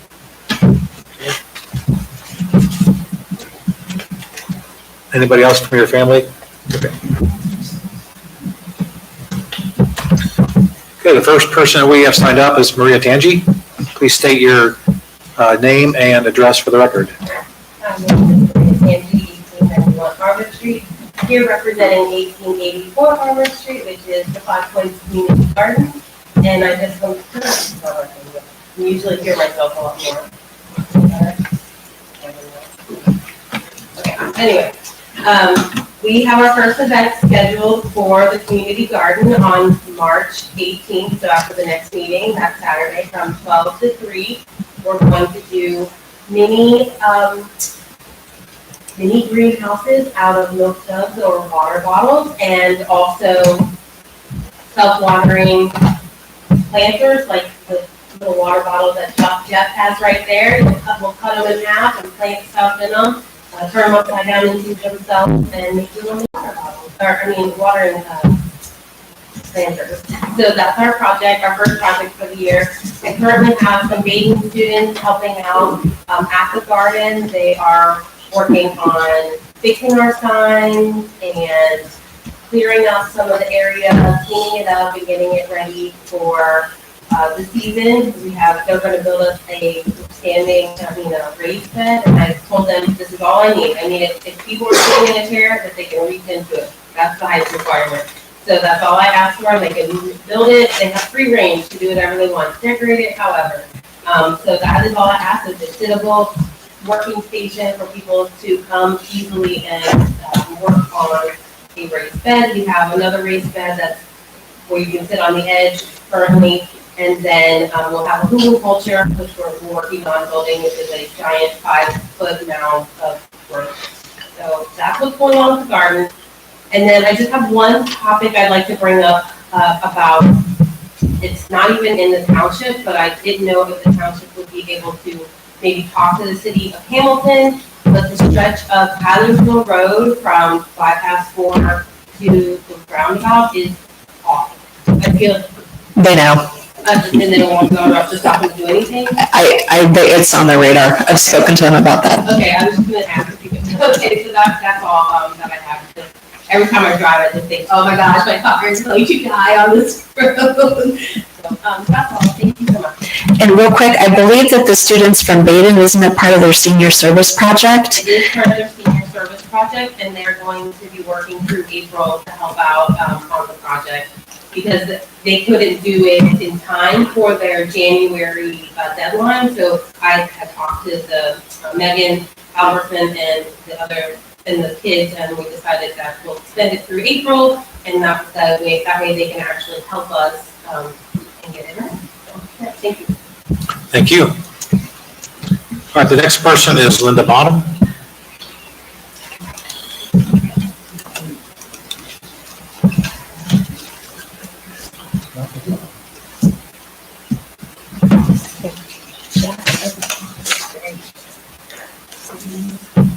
Bottom 2547 now.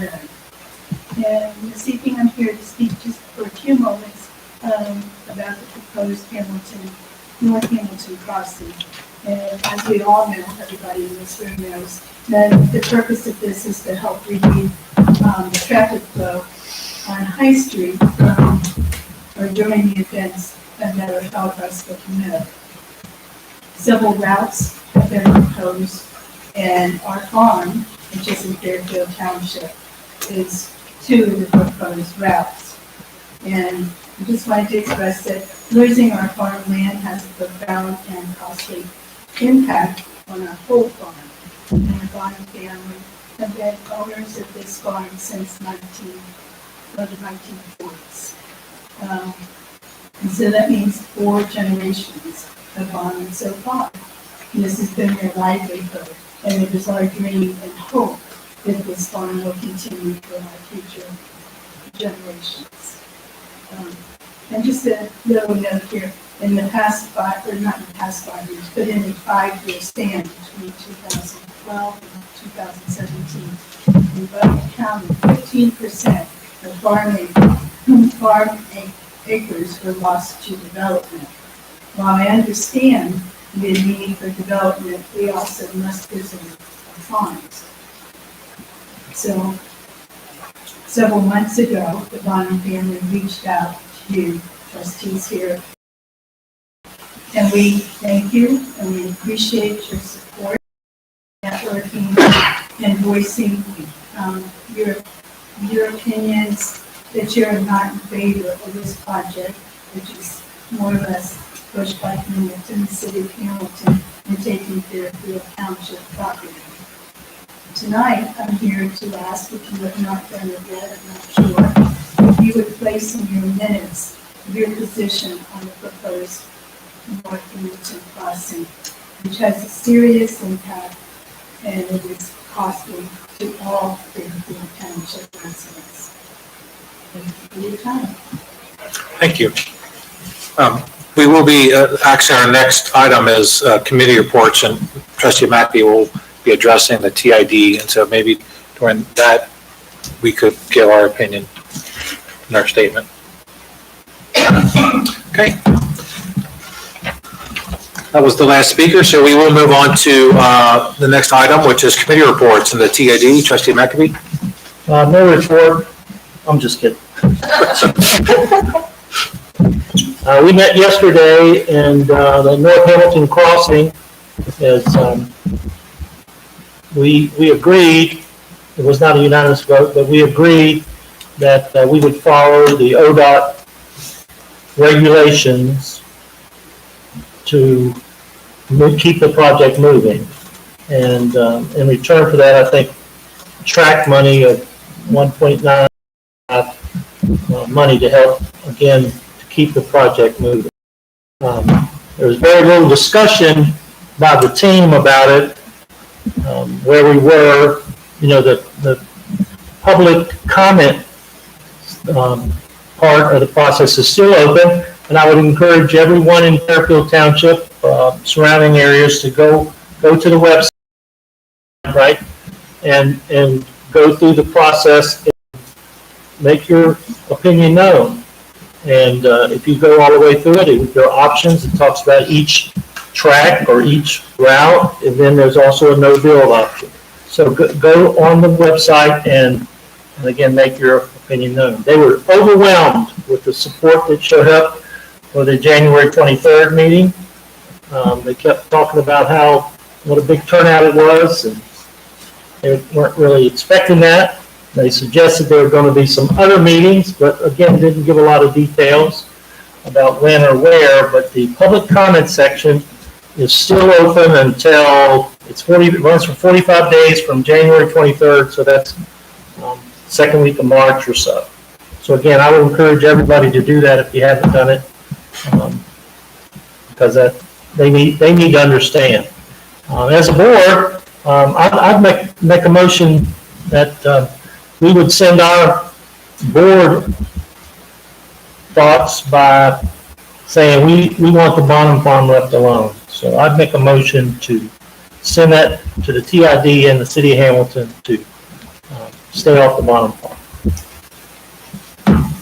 So do you want some sort of statement drawn up for us to? Well, I'd just like to see that a second, and then let's vote on it, and you can comment.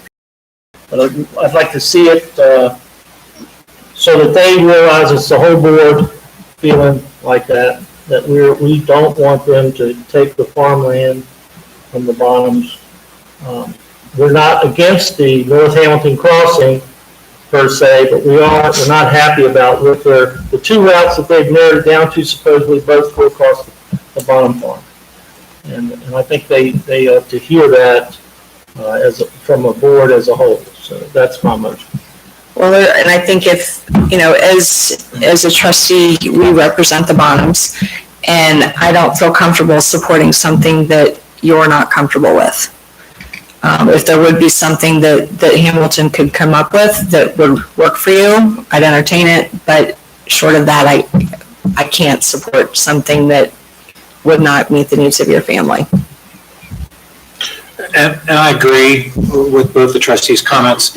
I'm not opposed to the Northampton crossing. I'm opposed for going through the Bonham farm without them being completely satisfied with the agreement that's been reached. So I don't want to say I'm opposed to going through the Bonham farm altogether.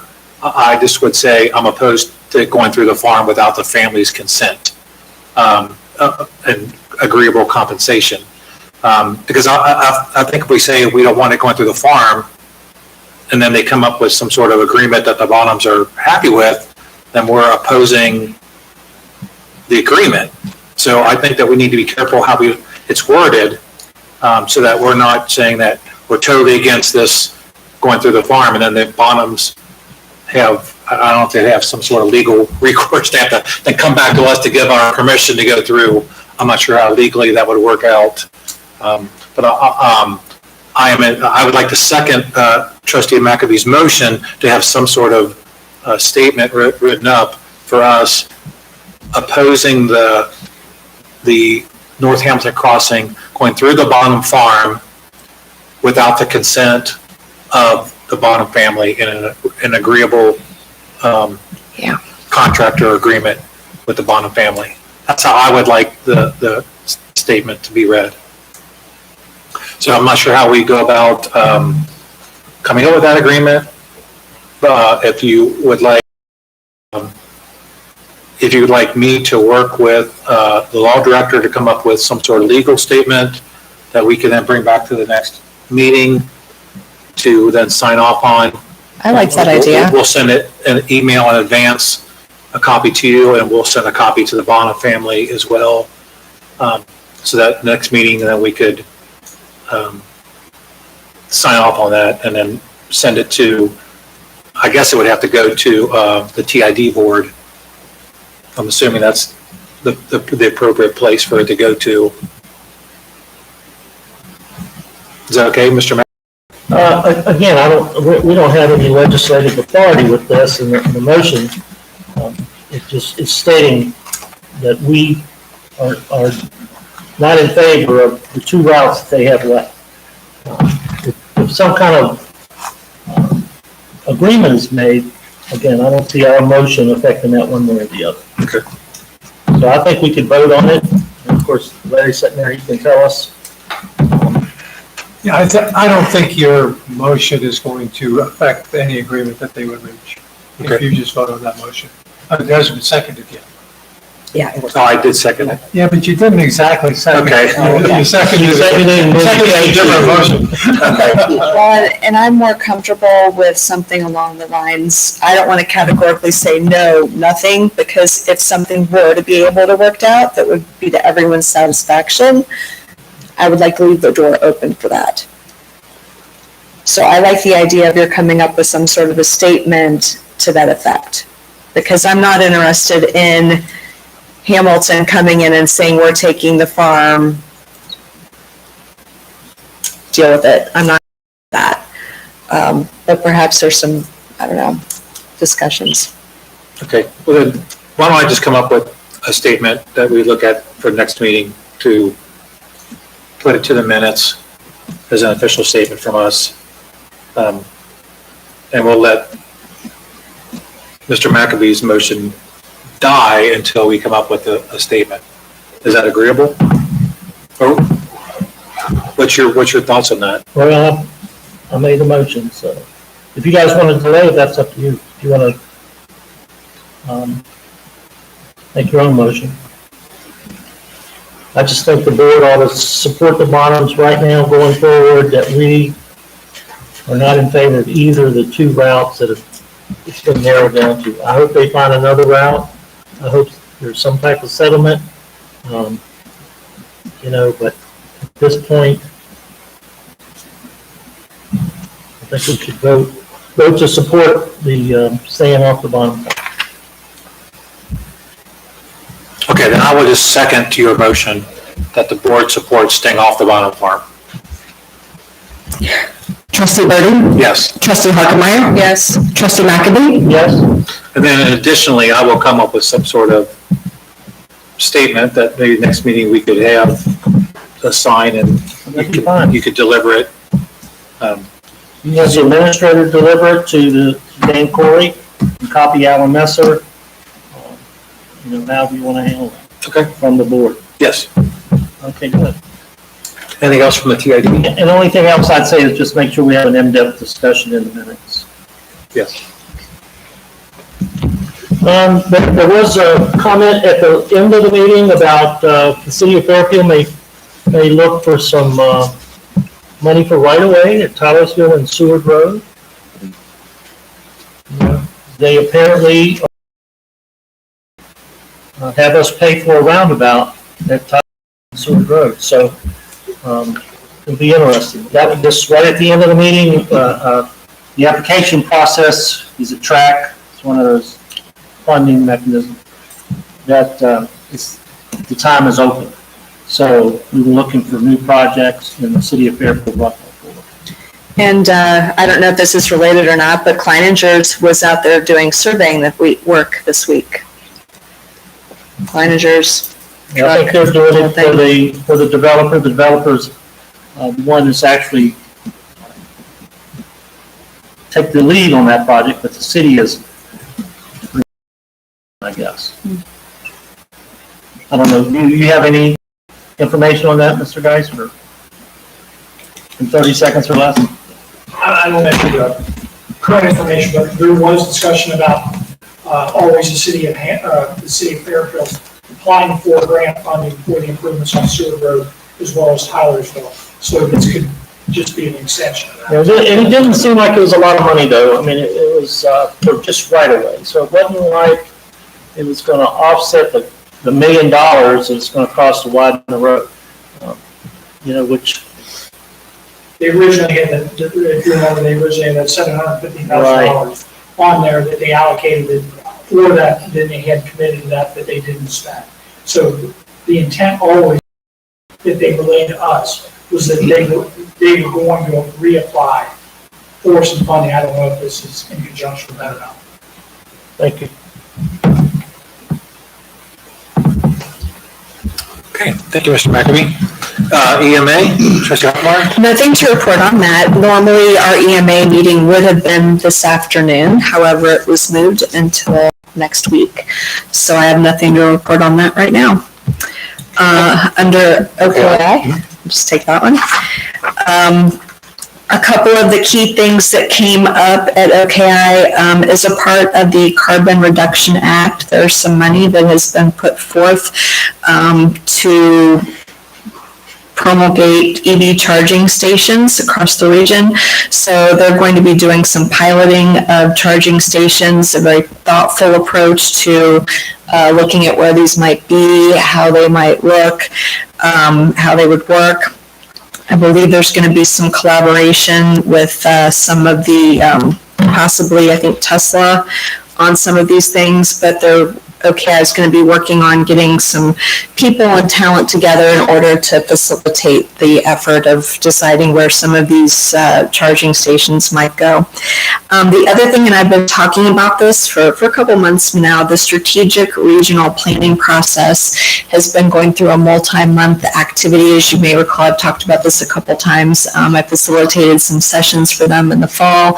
They did another big session where they brought everybody back into OKI, and OKI is the Ohio, Kentucky, Indiana Regional Board of Transportation. So it's multiple people from all sorts of legislative bodies across the entire region. I think there's over 100 that get together for this. The SRPP is we brought together different groups to talk about 6 different facets of transportation, housing, energy, and the phase that we're in right collecting information from the public. So there was a survey that I've forwarded to Mrs. Vonderhaar. I've asked her to put that out onto our social media platforms. And the survey, I don't think it'll take more than 10, 15 minutes or so. And it just seeks to get a little bit more information about public would like to see in terms of the strategic regional planning process. And as I've mentioned, so please take time to do that. I would really like to see Butler County represented well in this survey. So if Mrs. Vonderhaar, please get that out on social media. The next step is going to be getting all that information together, and then I think they're going to do a final presentation of the plan itself across the region. And then going forward, it'll be a good document for Fairfield Township to utilize in our planning processes going forward. What I really like about OKI is that they are not an organization that is telling you to do things. They're not saying, well, Fairfield Township, you need to put bike paths in, or you need to have an EV charging station. They are more about, here are the resources that are available, what works best for your community, and leaving the decisions up to us at the local level. And if you think about it, we know our community, we know our people, we know the issues, and so having that as a resource for us is a good thing and not as a mandate. So I would encourage staff to head out to OKI. There's lots of funding and grant opportunities that are available as well. So that's that. Okay. And Clout? Okay, Clout.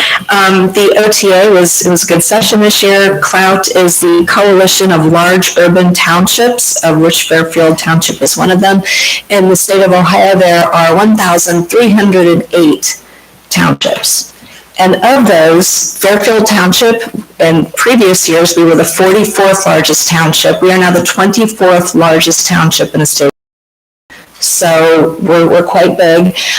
For a point of reference, Westchester Township is the largest township in the state of Ohio. Coleraine Township is number 2. Liberty Township, I think they're top 10, 7th.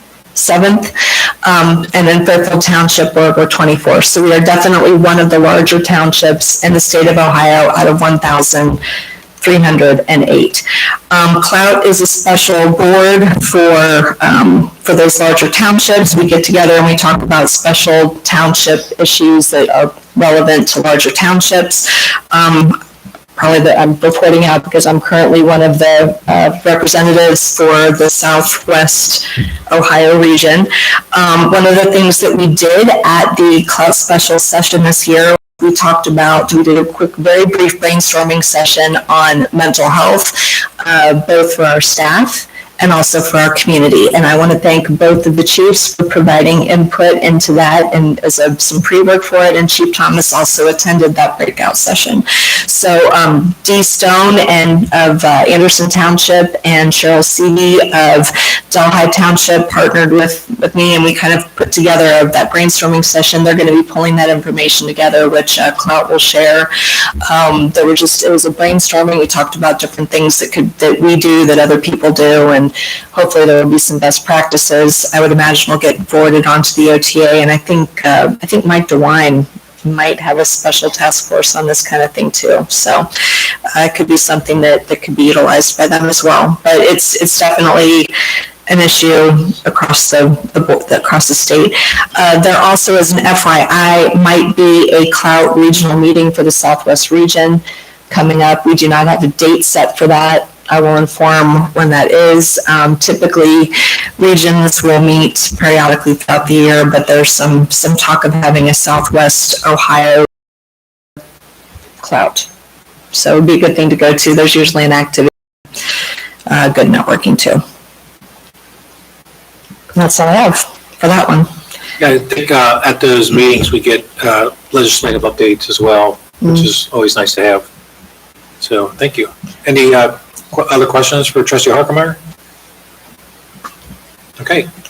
I don't think there's anything under. I have some other. You have other? Yeah, I have other. Okay, so I've also been serving on there's a Butler County Housing Task Force that's sponsored by Commissioner Dixon. And I've talked to all of you about this before, but there has been some granting money that's been put forth through ARPA to do some housing initiatives to help people. I believe I've brought that up at past meeting, and I think it was the feeling of the board that we would be more interested in rehabilitation, small new builds, kind of along the line of what we're doing with NHS. And I talked to Mr. Goins about this. I don't know if you have anything to report out on that at this time. Okay. Okay, but there was some talk of that, and in accordance with the board, we're not really interested in apartments, but we're more interested in single-family things of that nature. So that's sort of our position on that. The thing that is important to the board, and I do think you want to hear about this one, is that there is the possibility of a crisis stabilization center being put in. It's technically in Hamilton, but it's over there kind of behind the Board of Elections, behind NINECOM. And what they're thinking of doing is making this sort of a very short-term center where people can go. You know, say for example, it's 2:00 in the morning and someone is without shelter on the road and they're not really in need of the hospital, they're not really in need of the jail, but where do we take these people? Where do they go? So this crisis stabilization center would be put into an existing facility that's there. This is really the initial phases of it right now, but and technically it's in the city of Hamilton, but Township. So they're taking a very thoughtful approach as to how this would work, who the clients would be, where the clients would be disposed to afterwards, transportation, those kinds of things. And what I would like to do is have a meeting with our chiefs and with Dr. Rasmus, who's one of the point people, one of the leads on this project, to kind of talk about how that works with Fairfield Township, what that means for us. They've told me that it's not necessarily going, if there is a medical issue, if there's a first responder issue, it would not necessarily be us responding to that. But I think it's still something that we need to have a conversation with them about this so that they understand our side of it and any impacts that would potentially be on our community. So I've asked Mr. Hart to set up a meeting like that with our staff so that they can provide any input on that. Would that be on the county property? I believe so. So it'll be a public, not a private? Yeah, it's going to be, there's another building back over there. I don't remember what it was used for. By the county? Yeah. Okay. Right. And it's just, this is the kind of thing where people would not be staying there for more than, say, 24 hours. They'd assign a time amount to that. So it isn't something where they would be there, but it's not a living situation, but it's sort of like, where do we take people and then how do we get them put to the next level of care, whatever that might be. So look for a meeting. And if either of you have inputs or feedback on that, provide that to Mrs. Vonderhaar, please. Great. Anything else? No. Okay. Is everybody good going forward? Do you need a recess? All right, we'll take about a 5 minute. 7 minute recess. 7 minutes. You're streaming live, just so y'all know.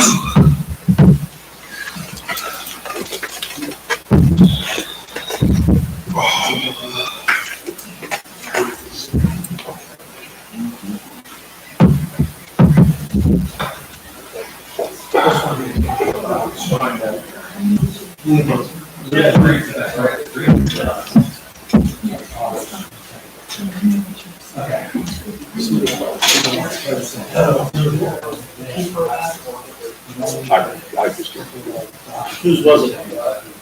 Did you open it? What is amazing? It's Katie's or whatever you want.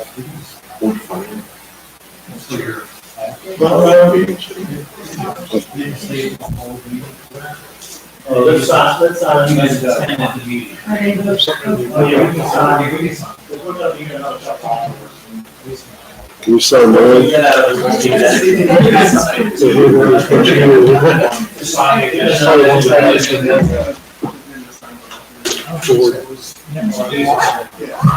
Yeah, because there's a whole bunch of them there at one point.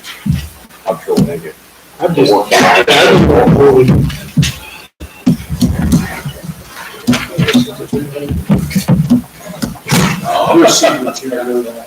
Good morning. Yeah.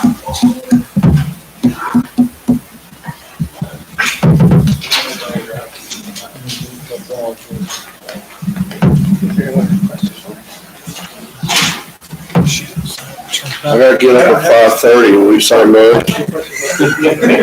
What you do is get up, drive to work, go back to sleep. Yeah, that's it. Not time yours at all. Drive to sleep. No snow, it's so bored this winter. Yeah. Don't know what to do. Yeah, you got it right, Joe.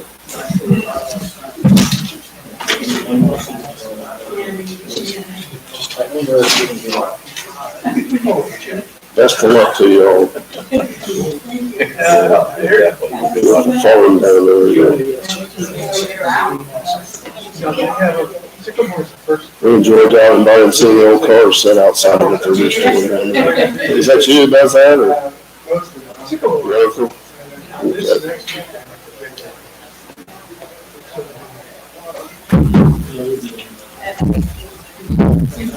Jeff, it's gonna snow again. No, never. It's supposed to be 34 on Friday. No snow, no. I know. It's gonna be Saturday, Thursday. I know. Yeah. They're loaded, they're all loaded. We've been loaded from the last time. Really? You ready to go? What happens if you don't use it? Should they Take the salt back. We don't take salt back. That's what I'm doing. They're expensive. Right. Wait till next year. It's gonna go up even higher. Mhm. Like everything else. Oh, yeah.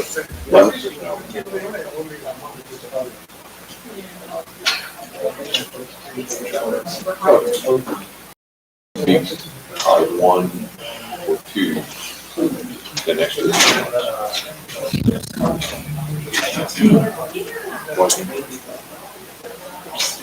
Eat faster than you can hire.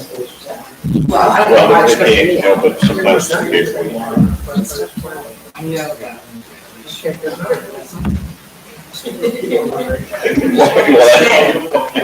You go through a lot of work, but it's a long roll. If you knew what it takes. Oh, I do. But we have to give it, we have 4. The timing, we can't tell you. Just because it's the many that really, it's too long. But it's my desire within 2 months. Get some popcorn, you can try to popcorn. You should have. Yeah, no kidding. There's a snooker machine out there. Makes you shaved ice if we ever. We have a hard time listening to your songs. I'll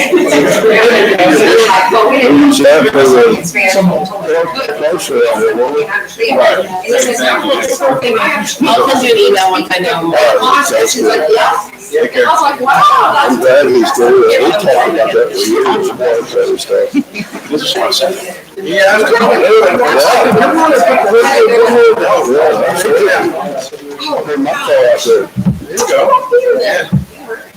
Oh, well, it's a long story. Okay. Get some. We try to leave it. I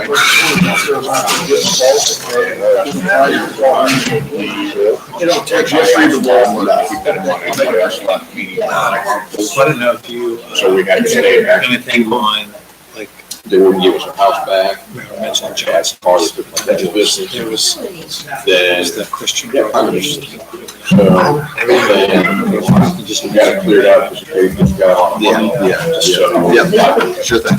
Yeah, I have. My mom's a PhD. It's great. It was, they give apartments. Okay. For work.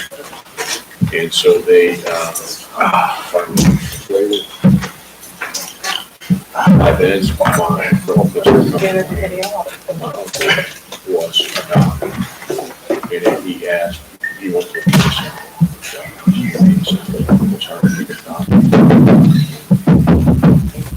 Okay, And we're back. Thank you for being patient with us this evening. We have quite an extensive agenda. So the next item on the agenda is Department Spotlight, and this month it's going to be zoning with Chuck Owens. Thank you very much. Appreciate the opportunity to share a little bit about what's going on in You have 2 minutes. zoning department, and thank you. Good night. No. So just due to the time of the year, I wanted to just kind of give a brief overview of kind of what took place, some of the highlights of 2022.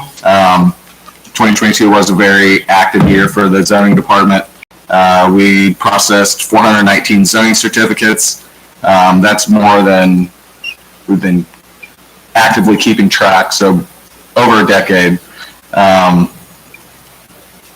of zoning certificates processed. Significant residential commercial improvements have been taking place at the township. In 2022, we issued zoning certificates for 56 single-family homes and 33 multifamily units, compared to only issuing 13 new builds for single-family homes in 2021. Residential developments have been really moving over the past couple years. Timber Hill, they've completed a good portion of the site development for Section 1, Block A, and they are looking to, this portion of the subdivision is going to include 39 residential lots. We were discussing the bike route. This will be the new route that we'll have to move the signs to, that cut through Timber Hill. There will be less signs, trust me, actually, going this way, less turns. So that road's pretty much in. So Ford was at, and Timber Trails, which that abuts that property and located on Liberty Fairfield. The board approved their final development plans back in 2021, which this subdivision includes 137 single-family residential lots. Section 1, the final PUD has already been approved for that, which includes 70 of those lots. And currently there are 20 homes that are being occupied in the subdivision already, and they're moving like mad out there in that subdivision. They're also, you should also expect the final PUD approval plans to be submitted within the next couple months for section up there.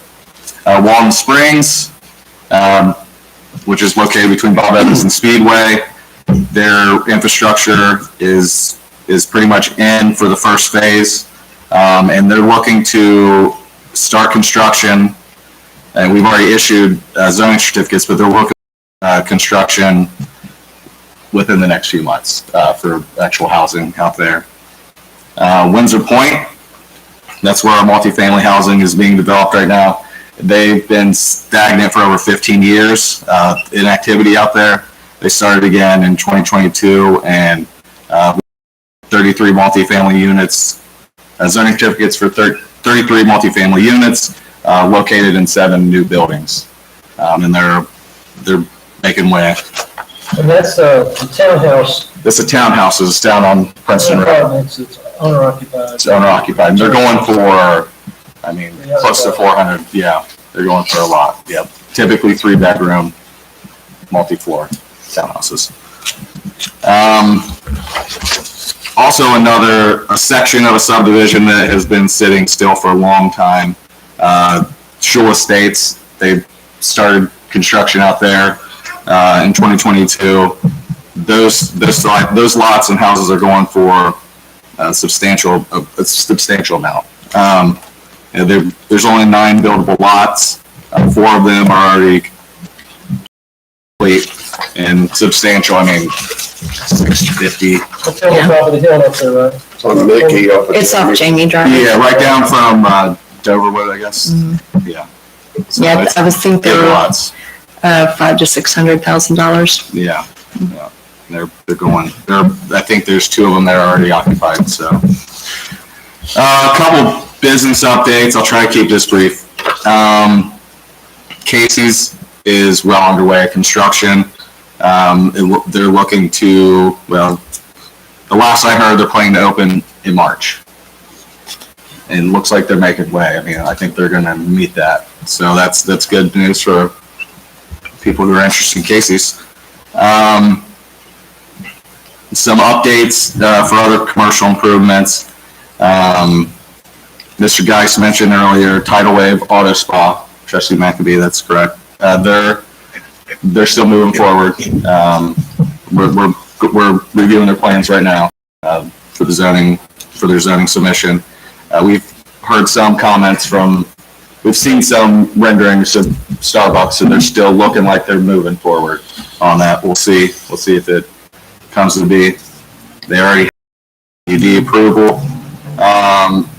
Update on Johnson's. They're still hung up in Butler County Building Department, going back and forth with them. They're hopeful that they'll get their final approval this month. We'll see. Is that when they're gonna take down that shack? The fire hydrant right beside it. It's got the door hanging like this, a busted window. I don't know why that's still up. That's gotta come down whether they ever get us permit from Butler County. I agree. So you gonna do something about it? I could do something about that. Okay, good. Sure. All right. But then get blown down in the wind tomorrow. That would be a win-win for everybody, I think. Win-win. I'll think of for high winds, for win. Some other plans that we received, Christian Brothers, they received their final PUD approval, I think, early in 2022, maybe late 2021. Still haven't heard anything from them, so I'm not sure if they're still going to move forward or not. We did review and approve a remodel for Target. It's still going back and forth with the building department, but it looks like they're going to do a little bit of an exterior and interior facelift, kind of like what they've been doing in the area to this Target. Mr. Geitz mentioned all the development going on in Stewart Road. The 312,000 square foot building is complete now. The 501 square foot building is, I think it's scheduled for the end of the year. Well, it's right. Scheduled for this year, I mean. So yeah, and there are a lot of site development improvements out there. Property maintenance, zoning violations. It's been a pretty active year. I do want to thank for all of his work. He's been a huge asset. Has a way of convincing angry property owners that it's a good idea to address their issues, which it's the best way to go about it. Voluntary resolution. He's good at achieving that. Just as far as the numbers, we received 364 property maintenance and zoning violations in 2022, and we resolved 360 of them. That's the quick version, guys. Let's go in front of, across from Dollar Tree. There's a bunch of flags there, some kind of digging going on. That's what it was. The storage place? Oh, that dollar. I'm sorry, I was looking at, that was a different dollar store. I was thinking of a different dollar store. We only have one Dollar Tree. I was thinking Dollar General. Yeah, so that's so that development right there. That's a good. The board approved final PUD approval. They have a tropical smoothie plan to go in one of the units. It's going to be similar to what was constructed for the El Rancho Nuevo type thing. So it's going to be multiple units. Tropical smoothie, and I think some Asian restaurant. Yeah, Teriyaki Madness. That's it. Yeah, so those are the two users that are showing. Proposed for that area. Yeah, currently, and there's still space. Yeah, in that one. Those are just the highlights. Any questions? Thank you for the report. Appreciate it. Thank you. Good job. Okay, next item is fiscal officer's recommendations and reports. Mr. Schultz. I'll keep mine short. The financial statements have been filed with the auditor state and should be online anytime if you'd like to look at them for 2022. That's all I have. And, you and I talked about why I got 2 W-2s, and I Yes. appreciate your answer there. I don't know, in the back of my mind, there seems to be a big concern about our wages not being reported. Is that what you were telling me, that for unemployment? For unemployment, yes. Are not being reported, have not been reported since you switched to ADP? Yes. We're working on doing an amendment with ADP. I mean, that's years. Yes, since October of 2020. They filed the report, they just didn't report the wages, and we don't owe tax on it, just wages. And say that again? They just, We don't owe anything? no, we don't, We don't pay a percentage of that? no, governments don't pay unemployment tax. Only private businesses. So if somebody went and filed for unemployment today, they didn't work. Well, they would call me and I would tell them I would report their wages at the time. I've been working with ADP since September. It's a long process, but we got our payroll done, our P8F, and then I'm working on the other one. It takes a while for them to get back to me, but I've been doing spreadsheets, and each quarter I send it to them, and they file the amendment for that quarter. So I have to do it by quarter. I mean, I looked real close at the 2 W-2s, I understand everybody got 2. But I think it was just for a certain segment. It was, I think just the It was just the trustees and then. So it wasn't everyone, it was just a limited. The simple ones. Right. Nobody else got the 2 W-2s because they haven't done that to everybody else. Right, but for some reason, ADP said P8F needed to create new file numbers because they were multi-jurisdictional or something. So that's why I had to do it for everyone else. That I shouldn't have to do that. I'm just doing a spreadsheet showing the wages so that they can report them. They tell me I only had to create new file numbers for P8F. So. That's the initials for something. What is that? I'm sorry, P8F is the company code for the trustees and myself and the directors. I found one number difference on one of them. Is that what you're saying? My employee number is. Yes, it was like 50 something, now it's 60 something. Yeah.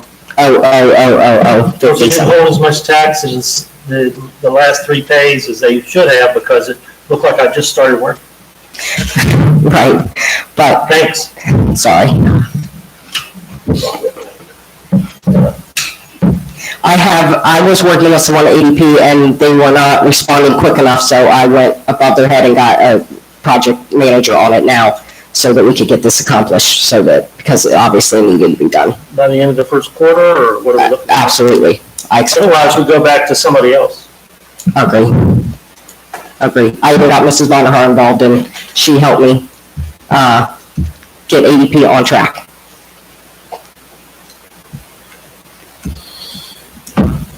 Any other questions for Ms. Schultz? Okay. Next item is recommend motion to suspend the readings for the minutes of the public TIF meeting. A, B, and C. A, B, and C.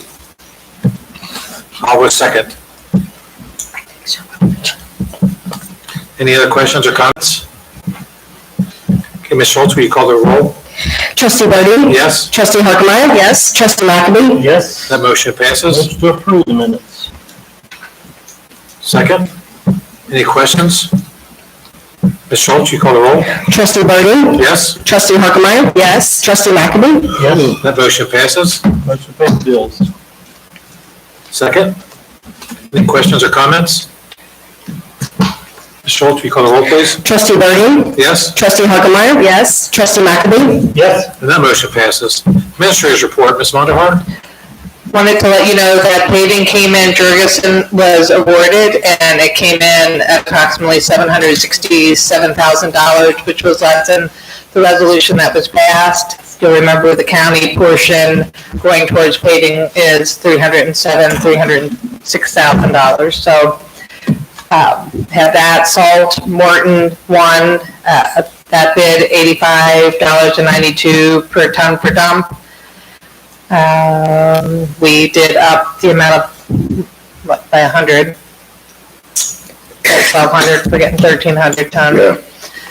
And other than that, we're working on finalizing the annual report, some new medium flags, finalizing events, And Humana Go 365 is on track to have its best year of rebates, and we will continue that effort. Thank you. Any questions for Mrs. Vonhar? Okay, hearing none, we'll move on to, you're done with all your, Yes, yes, thank you. move on to motions. Motion to accept the resignation of Kimberly Owens from the fire department. Second. Any questions or comments? Schultz, will you call the roll? Trustee Bodie? Yes? Trustee Harkemaier? Yes. Trustee McAbey? Yes. The motion passes. I move to accept the resignation of Jameson Mays from the police department. Second. Any questions or comments? Been with us a long time, hasn't he? I think about 22 years. That's what I'm saying.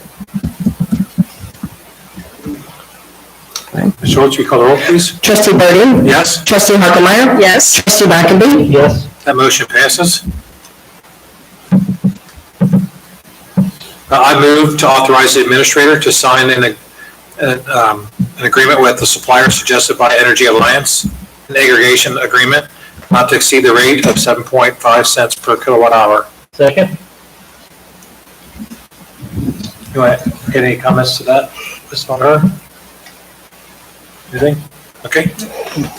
Mr. Schultz, will you call the roll? Trustee Bodie? Yes? Trustee Harkemaier? Yes. Trustee McAbey? Yes. And that motion passes. Resolutions, Mrs. Vonhar? Resolution 2323, approving open purchase order balances. Motion to adopt. Second. Any questions or comments?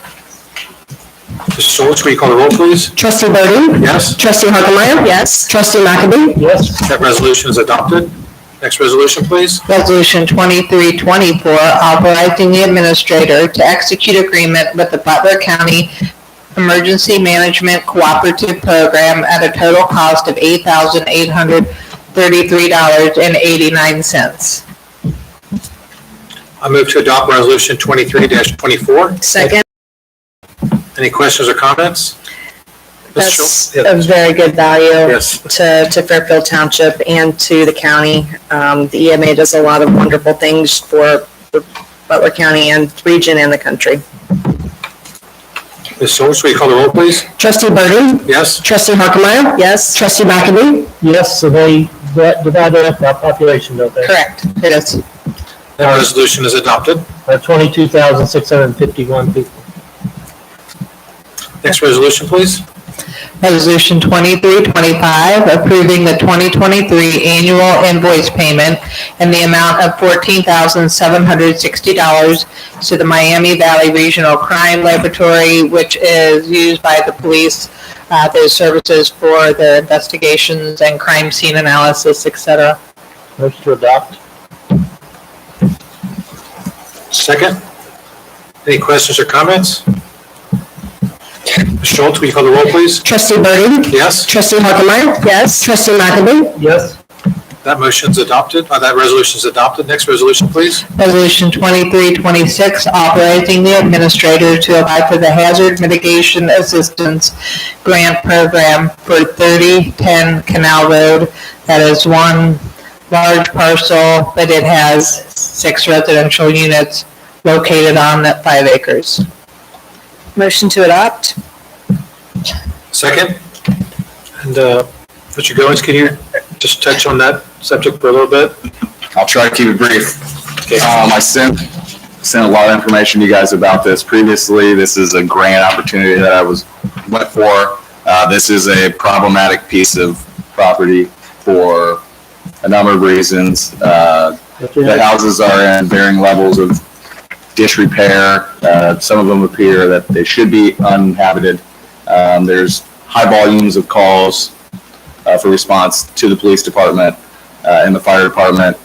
I provided a brief report to the trustees on some of the call types that the property has experienced over the past 5 years. This opportunity is a acquisition and demolition project. at this point, we're at the point to apply for the funds. The funds are pretty much going to be given to us. We're going to have to purchase the property from the property owner. Through this, they have the opportunity to deny the offer. The property will be appraised as a part of this project. If they deny the offer, there's no negotiation. The funds are the project doesn't happen. But we will be funded for anything we spend up to that point from the grant funds. If we go forward, that's the go, no-go point. If they do accept the offer, then we'll acquire the property, and there's a 10% match for the funds. The total project cost is $487,000, $712, I guess, where you say the dollar word. So we would be responsible for, there's a 10% non-federal cost share or portion. I did speak to the Butler County Land Bank. They think that there could be some funds available to help offset that money from coming directly out of the township's accounts. They realize that this is a problem property as well. And so at this point, we need approval to move forward with the submittal of the application, and I believe there's actually a form that the trustees will need to sign as well, acknowledging that we're moving forward. There's 6 different property owners? One property owner, there's 6 residents. Are they rentals? They're all rentals. A portion of the funds that would be, if they're granted, is rehousing funds. Each person who's renting a property, or not each person, each house would get a certain amount of funds to rehouse. We've been in communication with the property owner. He's had to sign some forms just acknowledging that what we're doing, and I'm not sure if he'll make the deal or not, but this is a good opportunity for him to get off that piece of property and to address a blight. And then it will be returned to a green space, to my understanding. And it will be returned to a green space. I have reached out to, it does butt up to Metro Parks land, Rentschler Forest there. There's potential that the land could, be sold or given to them or whatever, or not. The fire department has expressed interest in having a boat ramp because it provides an opportunity for a quicker response to a certain stretch of river from this side of the river. And there's actually a boat ramp kind of there on the property. It's rough.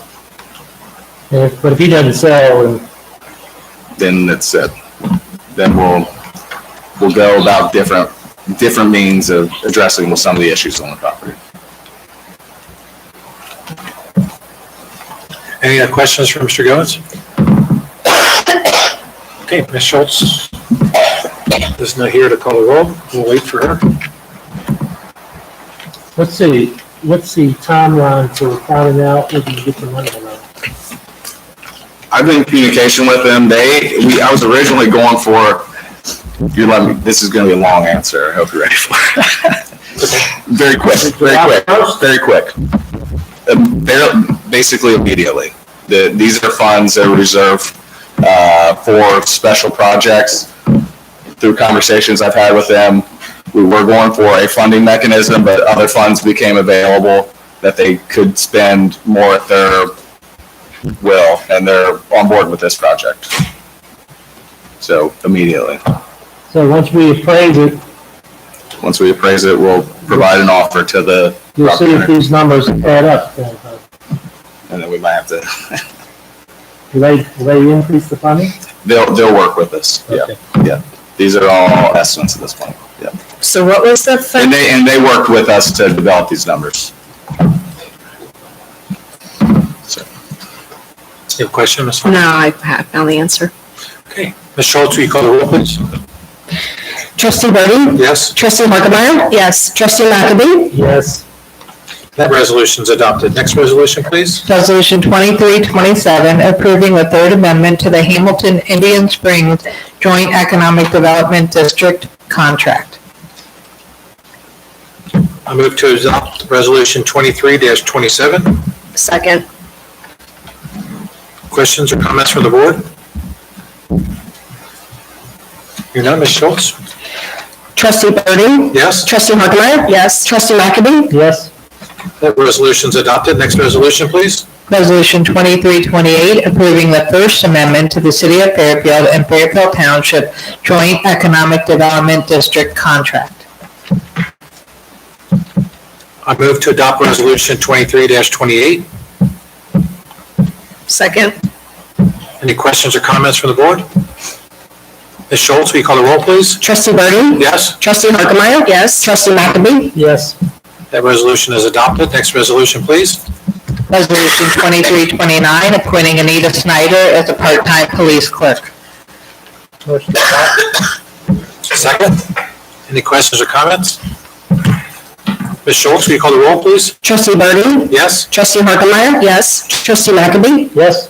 That resolution is adopted. Next resolution, please. Resolution 2330, approving replacement of the water line at Heroes Park from Curry & Sons Construction Company at a total cost of $35,000. And we did receive 3 bids, and I believe, if I understood Jeff correctly, the pipes were plastic, broke in several places, and we're going to put in copper or steel instead.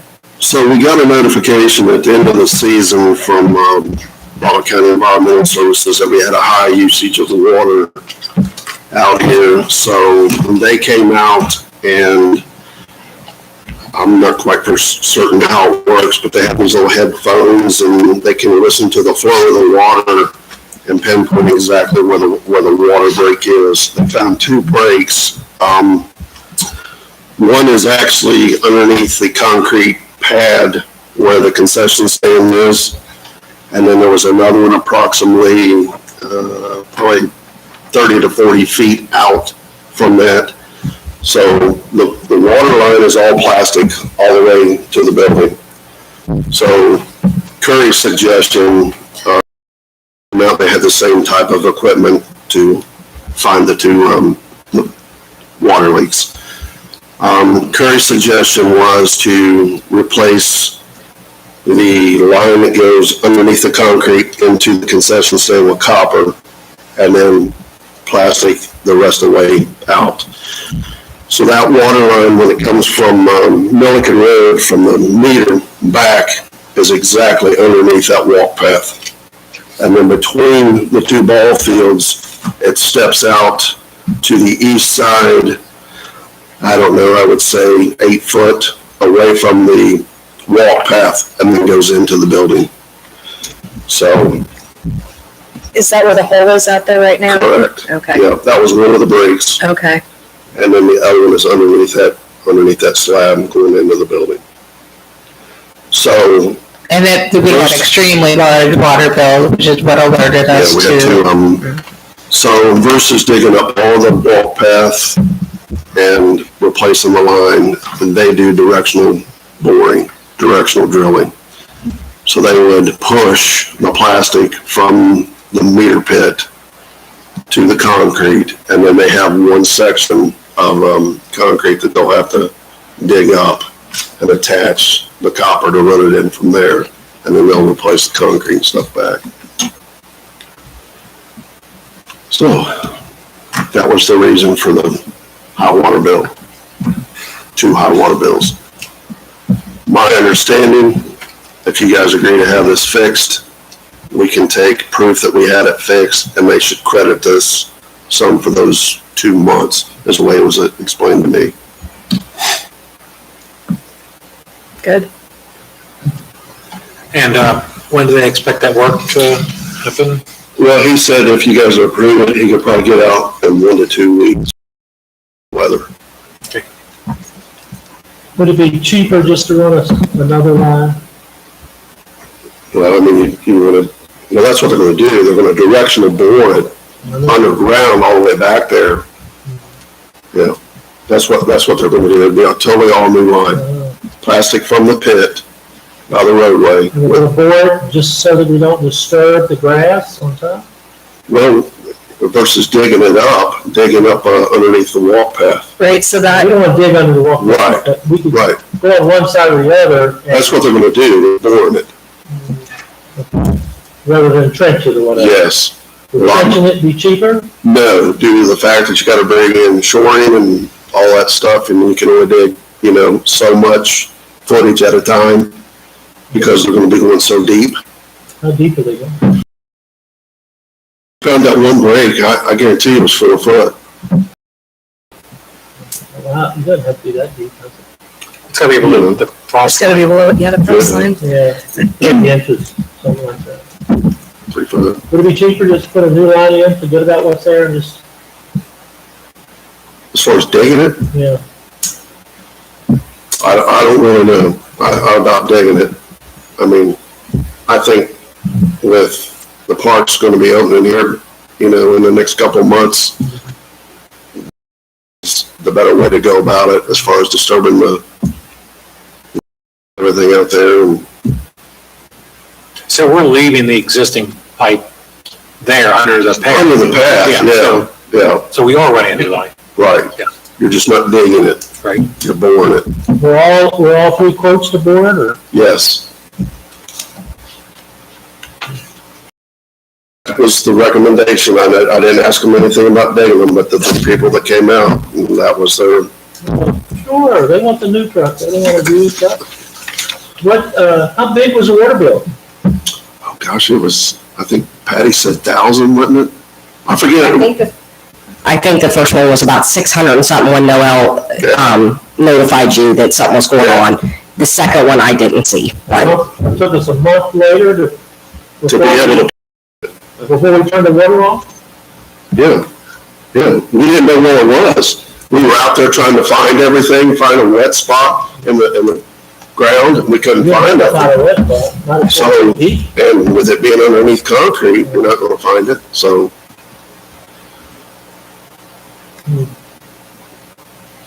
Okay, I don't think we've had a, okay, I move to adopt 23-30. Second. Any other questions or comments? Chief said it's wet out there now. Thank you. Okay, Ms. Schultz, we call the roll, please. trustee Burden, Yes, trustee Harkemaier, Yes. trustee McAdie, Yes. that resolution is adopted. Next resolution, please. Resolution 2331, awarding paramedic tuition payment to firefighter EMT Drake Rose at a cost not to exceed $10,000. I move to adopt 23-31. Second. Any questions or comments? Ms. Schultz, will you call the roll, please? trustee Burden, Yes, trustee Harkemaier, Yes. trustee McAdie, Yes. that resolution is adopted. Next resolution, please. Resolution 2332, authorizing the administrator to sign the sign installation and maintenance agreement between the State of Ohio Department of Transportation and Fairfield Township. I move to adopt 23-32. Second. So do we have any discretion on how many signs we leave up? If they put them at every turn? I mean, and then we have to move them? Or can we just take down the ones that, the overkill? Yeah, absolutely. Yeah, but that are every turn. Or every, Two of them at every turn or whatever. well, two, one going one way, one going the other. You're coming one way on the path and then coming back the other Are way. they on the path or on the roads, showing people how to get to the path? It's along the route, which some of it's on roads and some of it's on a path. So, I don't think there's in the agreement a requirement that we have to replace. But replaced, It's on us. it's on us. Any questions or comments? Schultz, will you call the roll, please? trustee Burden, Yes, trustee Harkemaier, Yes. trustee McAdie, Yes. that resolution is adopted. Next resolution, please. Resolution 2333, accepting the State of Ohio body worn camera grant to be used towards the purchase of 5 body worn cameras for the police department. And this grant was initially for 9 cameras, and the Office of Criminal Justice Services reduced the grant to 5, and agreed through the grant to cover the majority of the 5 body-worn cameras. So in the future, 4 additional cameras will be requested at full price by the police department. So we're authorizing just the grant? Correct. Accepting the grant Just a grant for, yes. for $18,965. Is that going to cover the whole cost? It is not.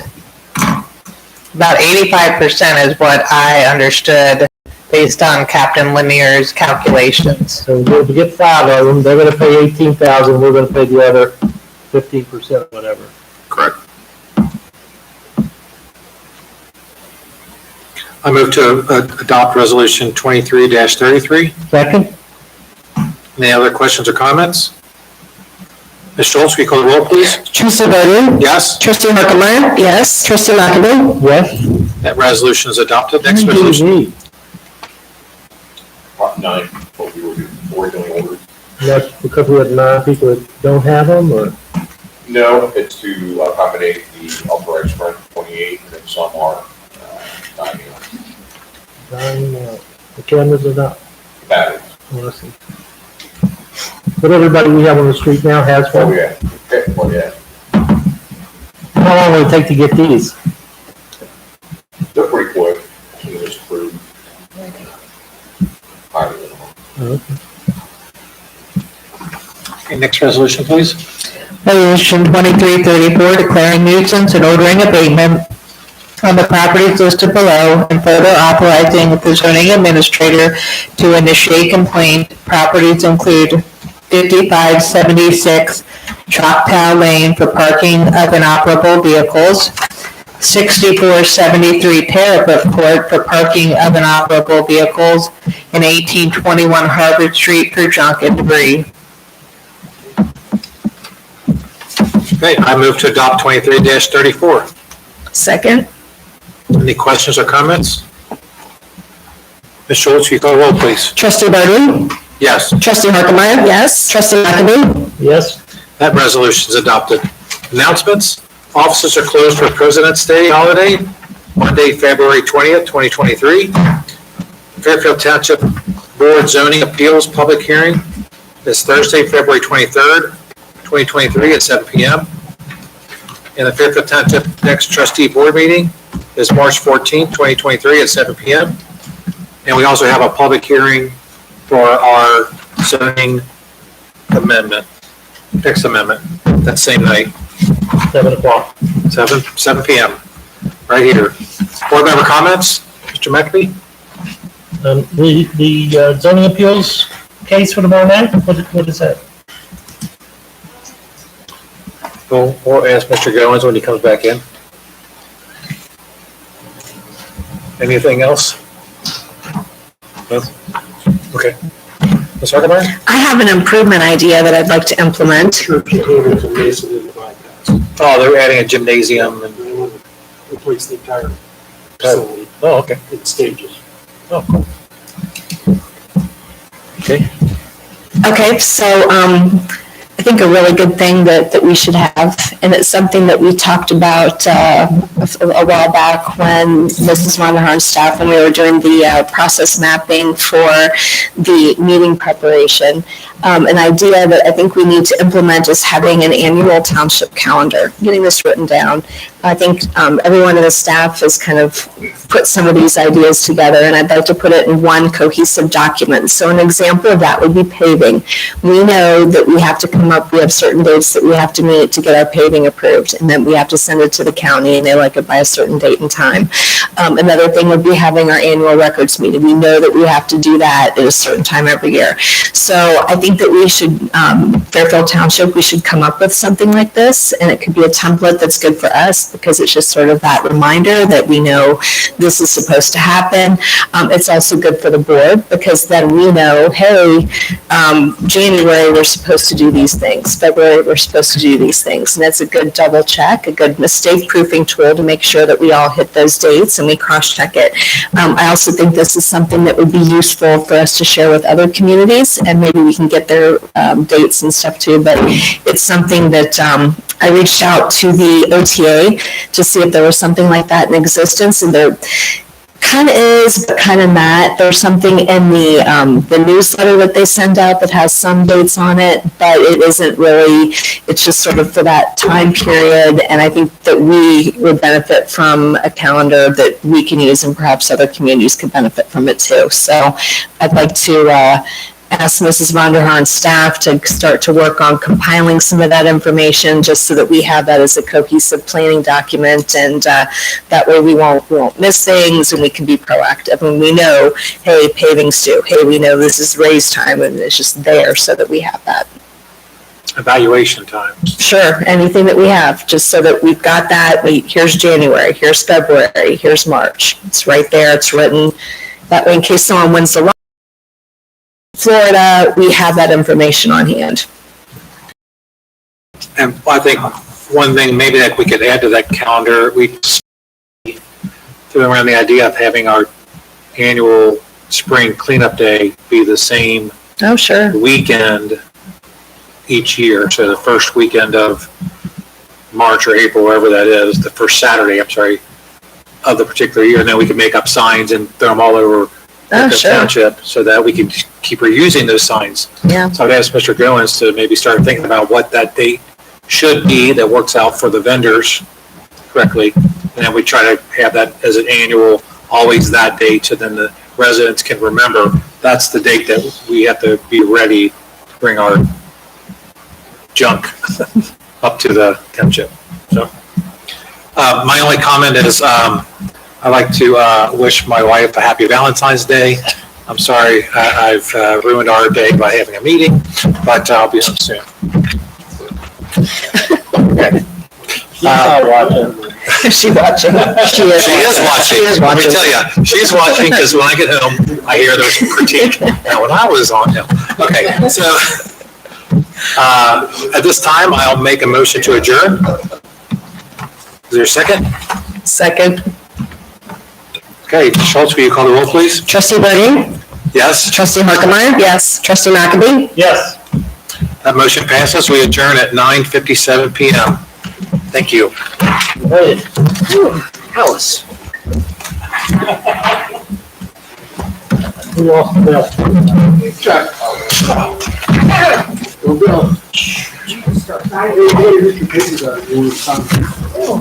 Oh, yeah, do you have that? Wait for